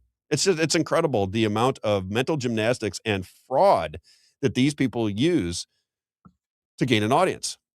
People will eventually get wise to it. And once they get wise to it, shows like mine, and there will be thousands like mine, people will migrate to what I call independent news sources. Independent news sources do not have an agenda outside of the truth. Journalism, as I was taught when I was in high school and college, journalism was the pursuit of the truth. That's it. I see myself as a journalist, not the kind of guy that's going to go write a 10-page and like Act 4 Missouri does and research it, but to bring researchers on, formulate opinions based on information that I have gleaned that is well studied on both sides, and then make an opinion on it. That's what we're here to do. And I am positive, I pray every day about it, I'm positive that in order for our country to reach the promised land, if you will, we will have to recognize the techniques that have hijacked their opinion. You'll have to recognize them at some point. They'll have to be taught in schools. One of the reasons, Isaiah, that I talk about it all the time, this idea that if you want to do business with the state of Missouri, you have to sign a non-disclosure or an affidavit that says you will not boycott Israel. The reason that's bothersome to me is because that reduces my freedom of speech. And when and if, because I'm planning to move back to Missouri at some point in my life, when I move back to Missouri, I want to solicit, I'll know the players, I'll know the Republican side of the fence, I'll know the Democrat side of the fence, and I will have, I'll have people paying attention to what I say in the audience. The people, Missourians, will be paying attention to what we're talking about. And I want to go to the state of Missouri and say, why aren't you doing a better job of educating our children on how to be a good citizen? Why do you guys think that whether a grown man should be in the bathroom is more important than teaching young people how to protect a republic? Why is it not important for you guys that students in this system understand the responsibility they have to keep the next generation free? Why is that not important to you guys? And if it's important to you, then why don't we put this program together so that from age 6 on until they graduate from high school, and then we can teach it in college as well, this is what you have to do to keep your republic.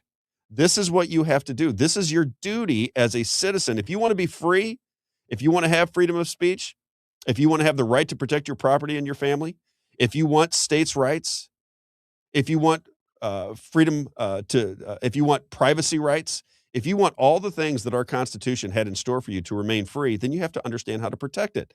Not only does the Missouri government and the governments around this country do everything to smear that information, hide that information, manipulate that information, we do everything in this society to keep people from being good stewards of freedom.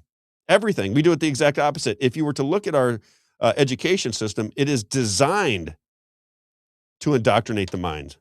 It's not designed to keep people thinking and questioning and learning and growing. It is designed to fit you into a box. I remember Isaiah was talking to my daughter. Test. Take the test. Check the boxes. Exactly. She was like 13 or 14 years old. And I said, my daughter's name is Anna. And I said, Anna, what's more important to you? I said, would you rather get along or be a leader?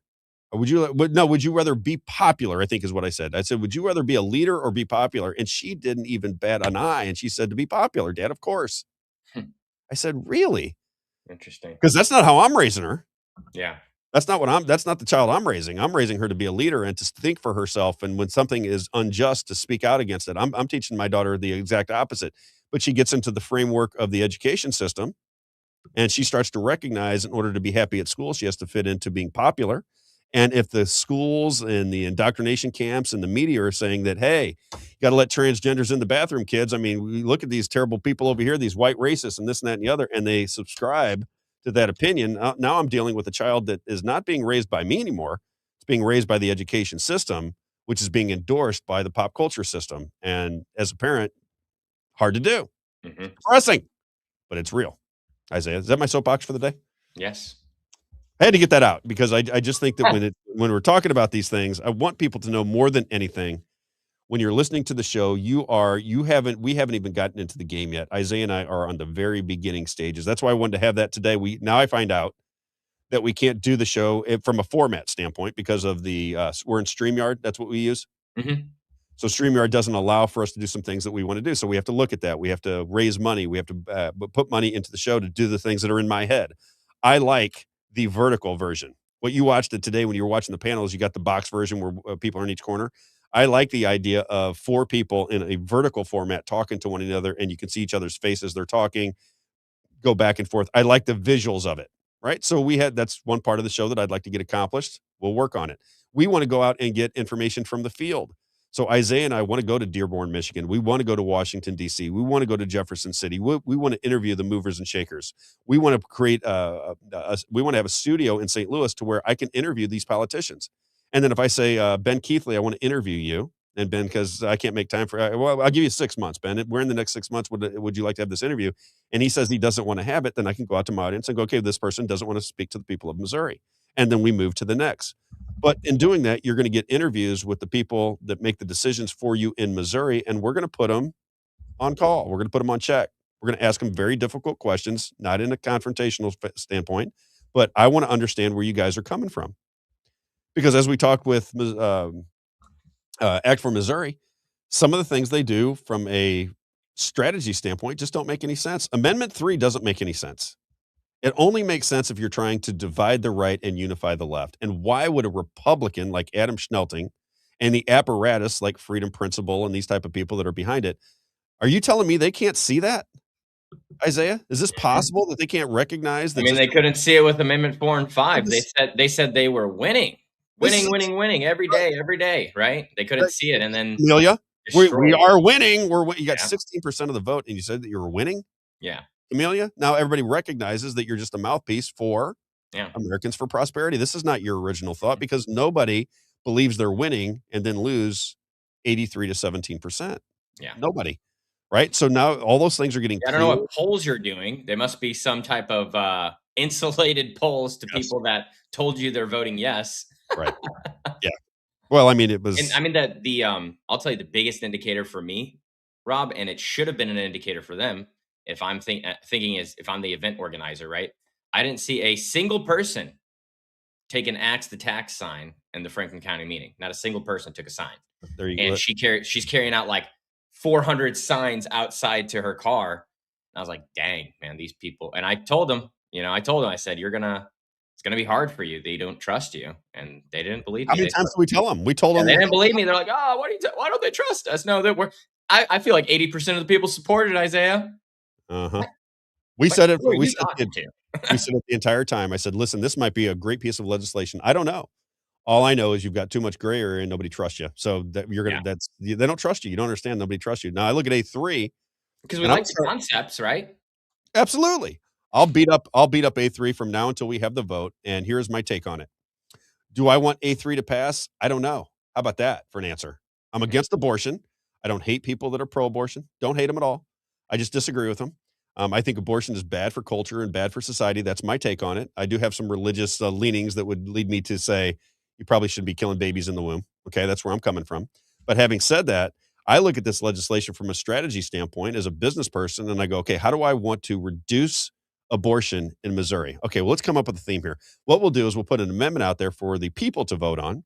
And in this amendment, what we'll do is we'll split up the right. We'll have the religious conservatives who say, I can't not, in good conscience, allow for the killing of babies in the womb if there's fetal anomalies, health of the mother, this type of thing. But you're ingraining that into the Constitution. On moral grounds, I'm not going to vote for that. Then you're going to have the people say, if you save just one baby, and I understand this argument as well, if you save just one baby, you got to vote for A3 because it's going to be better than it is now, and we should vote for that. Okay? No matter how you slice it, you've divided those people. You've divided them. You're going to have people that are anti-abortion fighting with each other because of this amendment. And you mean to tell me that Adam Schnelting and the people that wrote this can't see that? Isaiah? Is that possible for you to believe? It's like not having the rooftops covered by the Charlie Kirk security. It's hard for me to believe that bright people, and Adam Schnelting is a bright guy. It's hard for me to believe that they can't see that. And do they think that the left is going to go, yeah, we've been thinking about it. We've been holding rallies for the last 25 years for women's rights, and it's my body, my choice. And all of a sudden, maybe 30 or 40% of them are going to swing toward A3. Do you believe I that think that's they gonna just happen? learned from Trump that I think they just learned from Trump. They figured out that if you just say things that they can become true in a sense, right? That is what's happening. And it doesn't matter what the facts or the reality are, or It's the it perception. doesn't matter that Trump has 30% approval rating. This is the golden age. He's the best president ever, right? This is the best economy ever. And so I look at that and I look at what is the leader of the GOP essentially, right? That's what the president is right now. Yep. What's his methodologies and how is he framing things? And then you look at Missouri and it's the same tactics. Totally. I mean, not just Missouri, it's everywhere, but we're just talking about Missouri right now. It goes back to you try to figure out what's going on. And I say one of the things that blows my mind is we're not trying to get things accomplished in the state of Missouri. That's not what our government's trying to do. What the government of Missouri is trying to do is shape your opinion. That's all they care about. That's it. They just want to shape your opinion. If your opinion is the Republican Party is trying to do these things for you and they just can't quite that close, it's so close they just couldn't quite get it done, then it keeps you on the side of the GOP. It's the Democrats, Rob. Right, whereas somebody like me looks at it and goes, they don't really want to get it done. I'm more in the Thomas Massey point of view. It's failure theater. It's we tried so hard, we couldn't quite do it. And you go, well, why do you have a super? Well, it's not really a super majority, Rob. There's a lot of rhinos in here. There's a lot of Democrats. I'm like, well, what is your vetting process then? You mean to tell me that you don't vet these candidates? You don't recognize that they were Democrats in other states? You don't recognize that they lean left on all of the issues, but yet they're running as a Republican? You guys didn't vet anybody. You didn't tell anybody. You didn't recognize it at all. Again, it's hard for me to believe. I just don't believe it. I'm a little bit different in as much as I don't think these people are that stupid. Yeah. They could be. I just don't believe that they're that stupid. I think they're that devious. Oh yeah, they're playing stupid. They're playing stupid. Very nice, I say. All right, let's get a couple more advertisements in, and then I'm going to get on and go hang out with my lovely. Go hang out with your wife. I was about to bust your chops for not saying something at the beginning of the show, but you said something. I think it was when the panel was here. Or She's maybe it listening. was with Mike and Amy when you said, "Oh yeah, it's She's listening. I'll say this about my wife before we end the show. I have a spectacular wife. I've known her since I was 12 years old. She is one of the kindest, nicest, hardest working people you'll ever meet in your life. She loves everybody. She's very much like me. You cannot, there's nothing you could do that would make my wife not like you. She likes everybody. She advocates for everybody. She roots for everybody. She's a selfless person. She's a great mother and a great wife and a great friend. And I absolutely adore her. So at 55 years old, we're going to spend some time together over the weekend. I can't wait to do it because her and I have been working like crazy. I'm building this along with Isaiah. She was in college at the same time. She was working as a nurse, raising children, and we're exhausted. We're tired. We're passing each other in the night, and we're busy. So we're going to take a little bit of relaxation time. She's off all weekend long, and I'm going to enjoy the weekend. You messed up, Rob. She's not 55 years old. She's 55 years young. 55 years. She's still smoking hot. 55 years old. My wife could pass for 40 tomorrow. So like I said, still running marathons. It's still in great shape. She's an amazing person. All right. EXP Realty. Let's get into that real fast before we end the show. EXP Realty. Debbie Genus. She said, Rob, I had just a great month last month. I got to say to our advertisers, there are advertisements that may not work for you right away. I'll just say this to our advertisers because we're full. I think we may add. My wife wants me One to more, maybe. Maybe one, maybe two more over time. I got to figure out what I want to do. What I really want is a holistic dentist. I would like an injury attorney. Yeah, I was going to say, we do need a good lawyer that's reliable. A good injury attorney would be good for us. Yep. And there's people with products. I have people, James O'Brien, buddy of mine, reached out to me about something that he has going on that is interesting to me. I do like health. Yep. Right. So people that are into the health game, health business, supplements, that kind of thing, so long as I like them, those are things that we want to look at. But I will say to advertisers with us, same thing I was saying to the audience earlier. You're at stage one. You're at the very beginning stages. With us, what you're doing is you're investing in what we are trying to accomplish. If you invest with us and we get to where we're going, you're coming along for the ride and we're not doing anything with your business. If we have 10 million listeners a day, nothing changes for you. I'm going to promote you just as hard as we are right now today because I know that you jumped on at the very beginning. That's the way we look at this. ultimately, as Isaiah says off the air to me and a couple times on air, ultimately, we don't want to be advertiser based. We'll still advertise. We'll still do it for you, but it's not paying the bills. We almost do that for free because we have so much money coming in from YouTube or one of these platforms that we don't have to worry about it. But Rob never forgets. I never forget those who work with me. I never, ever, ever, ever forget the people that put their money behind what we're doing. And that means it goes all the way back to the very beginning with Pam and Mike, the people that were there at the very beginning. I never leave you. I'm the most loyal. When you stick with me, I am as loyal a person as there has ever been in your life. It is just the way I was raised, the way I believe, and the way I am. So trust me when I tell you we're at the very beginning stages. Watch us grow. As we grow and get bigger and bigger and bigger, and we have a big audience, I'm not going to go, hey, you guys got to pay us more. Now it's $10,000 a month to advertise us. Now it's fit. I'm not doing that. I am a small business advocate. I love the people that joined up with me from the very beginning. It means the world to me. I will never leave you. How about that, Isaiah? Is that I nice? will never leave you. I will never leave you. EXP Realty. She said her business was really, really good last month. Let's keep it rolling with her. The reason we like Debbie is because she reached out to me. She's a listener on the show. I don't think she's like everybody else. She doesn't agree with everything that I say, but she understood where we were going with it. She said, Rob, I want to be a part of it. And I said, let's do it. Yeah, maybe you're a pro Amendment 5 person that wants to move to Florida because income tax didn't get eliminated. She's your person. She's your person. Illinois, Florida, and Missouri. Illinois, Florida, and Missouri. One of the reasons I said yes, because that was a big one. When the realtors are big ones, because realtors really do well with podcast and radio, because, everybody needs a realtor at some point in their life. One of the reasons I liked her is the experience. 28 years in the game, through the ups and downs and crazy turnarounds. I'm going to get that song. I got to keep forgetting to get that song in there. But she's been through it all. She knows how the game works. She knows how the game is played. If you're buying or selling a home, Deborah Genis is the right person for you. That I promise you. And she's been in the insurance game for 14 years. So whether it's insurance or real estate, whether it's in Florida, Missouri, or Illinois, she'll take care of you and she'll treat you like family, like we all do. Here we go. Debbie Genis, 314-482-9205. 314-482-9205. Debbie Genis, if you want to email her, Deborah.Genis, and Genis is spelled Jeanis at exprealty.com. Deborah.Genis at exprealty.com. And then, as always, before we leave the show, Isaiah, when it's time for lunch, where are we going? We're always going to Moe's Pizza. Are there better people, Isaiah? Your microphone's off, by the way. Moe's Pizza in Washington, Missouri. God owns the place. He just works there. When it's time for lunch, No one better. if you're just absolutely fabulous people. If you're in Franklin County and you get an opportunity, go in there, say hello for us. You can get the Robb Carter pizza. You'll see it right there on the screen. It's bacon and mushroom. I love bacon and mushroom pizza. I'm sorry. That's my favorite. We got our Robb Carter Show advertisement running there now, too. That's right. And by the way, when we were in there, somebody said, you have a pizza named after you? And remember, they brought out the bacon and mushroom pizza. Did you notice that was the first pizza to go from everybody? You see that, by the way? Yeah. For people that have not had bacon and mushroom pizza, I will say this. They had like 15 pizzas out on their smorgasbord type of operation where you got the pizza bar. The pizza that went the first, the one that was gone immediately, was the bacon and mushroom. And it wasn't because of me. The audience voted, and they like bacon and mushroom pizza. Moe's Pizza. If you have any kind of get-together and you're in Washington, Missouri, or in the Franklin County area, they have banquet space available. They'll treat you like family environment, been around, birthday parties, anniversaries, political meetings, and Bible studies. It's always Moe's Pizza, a landmark in Washington, Missouri, at the corner of Grand and 5th Street. When it's time for lunch, Moe's Pizza. Get there. All right, Isaiah. That's all I got for you today. That's all she wrote. Cubs Cardinals today.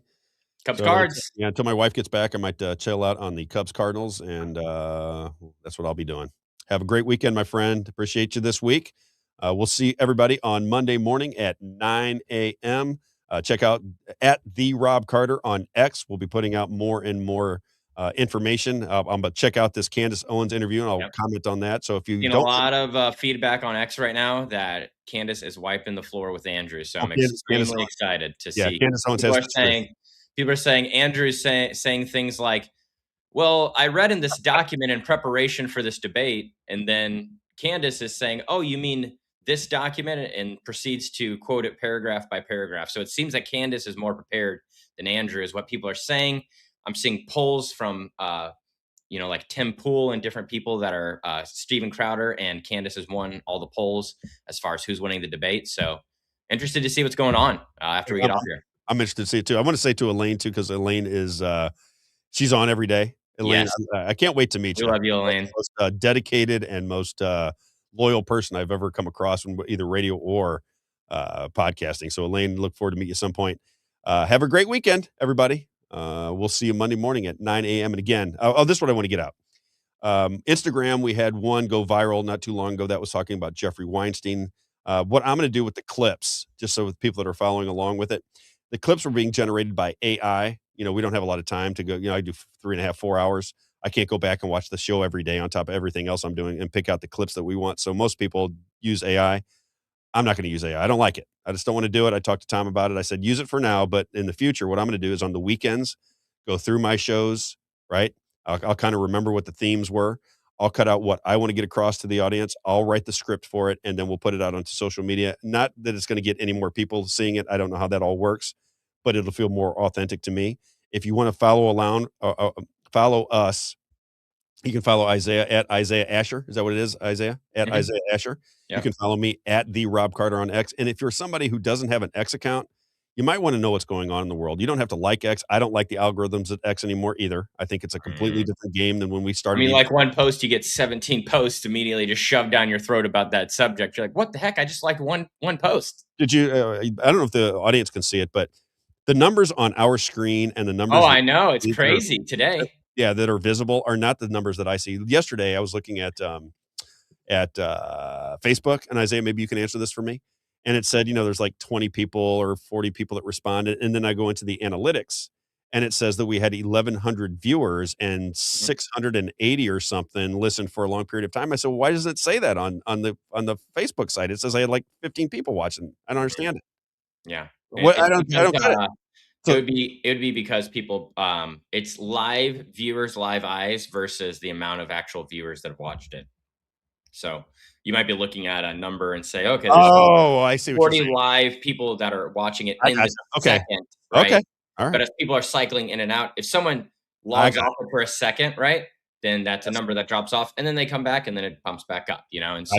And that's the nature of, you already know that. That's the nature of how people are watching the show. Oh, yeah. That makes sense to me then, because I was like, what? That doesn't make any sense at all. So, so that tells me that there's 20 people watching pretty much all day long, right? Yes. They'll watch it live. Then the half an hour after we start, then they begin it there and they're watching and so forth and so on throughout the day. Because yesterday we ended up with like 1,200 people. It said views. This is like not more than just click on it, but they actually viewed it. Was right around 1,200 last I looked. We had 1,200 on Rumble. I only had a couple 300 at the end of the day yesterday on YouTube, I believe. And then the clips are where the action's at. Oh, that's why I want to get the clips nailed down. That's how a funnel works, right? Yeah. You start with the at the in the top of the funnel. Yeah. They call it tofu, mofu, and bofu. So it's top of funnel, middle of funnel, and bottom of funnel, right? And so sounds dirty, whatever that is. Yeah, I know, right? But the top of the funnel are those clips and things like that. That's what's going to get people into our ecosystem, get us interested into it, and then we just funnel them down until they eventually become, regular viewers of the show, and that's the strategy. That's the Joe Rogan method, because I said to myself, I think I've watched Joe Rogan from start to finish maybe 3, 4, 5 times in my life. It was on long road trips. I would listen to him on in my car when I took a long road trip. When I was 14 or 15 hour drive, I'd listen to Joe Rogan for 3 hours. But I don't even know that I would listen to me for 3 hours, right? But what I would do is I would listen to clips of people. I get some it's a 30 or 60-second clip. And I go, oh, I agree with that, right? And then the clip starts to fill. Well, that's the Joe Rogan method. Nobody's watching Joe Rogan for 3 hours. No. But he floods the marketplace with clips, and he has great guests. So when somebody sees a guest on there they like, and it's in that clip, then they pop on it. So most of his viewing audience is coming from clips. It's not coming from watching his show, which when you do a 3-hour live presentation, you recognize that your audience is ultimately going to come from clips. And that's where we're at. All right. Right. At the Robb Carter on X, at Isaiah Asher on X. Check out those sites. You can find us on YouTube, Spotify, and everywhere. I think if you just go to the RobbCarterShow.com and you click on our picture, or click about us, Tom's got all of our links there for us. Do you mind reminding me to promote that if you can, Isaiah? Of course. I should be promoting the RobbCarterShow.com. RobbCarterShow.com. Well, we're going to start having people write for it. We're going to start getting information out there about Missouri politics, national politics, and I think it's going to ultimately be really good because they have just really awesome people that want to write for it. So once that starts to happen and we can put the clips out there, we put the videos when we go to wherever we go, I think that'll be a little bit more interesting website as we start to grow. Anyway, that's it. Have a great weekend, everybody. This is the last time I'm going to say it. We'll see you Monday morning at 9 a.m. Monday. Have a good one, Isaiah. Be there, don't be late. Don't be late, Charlie.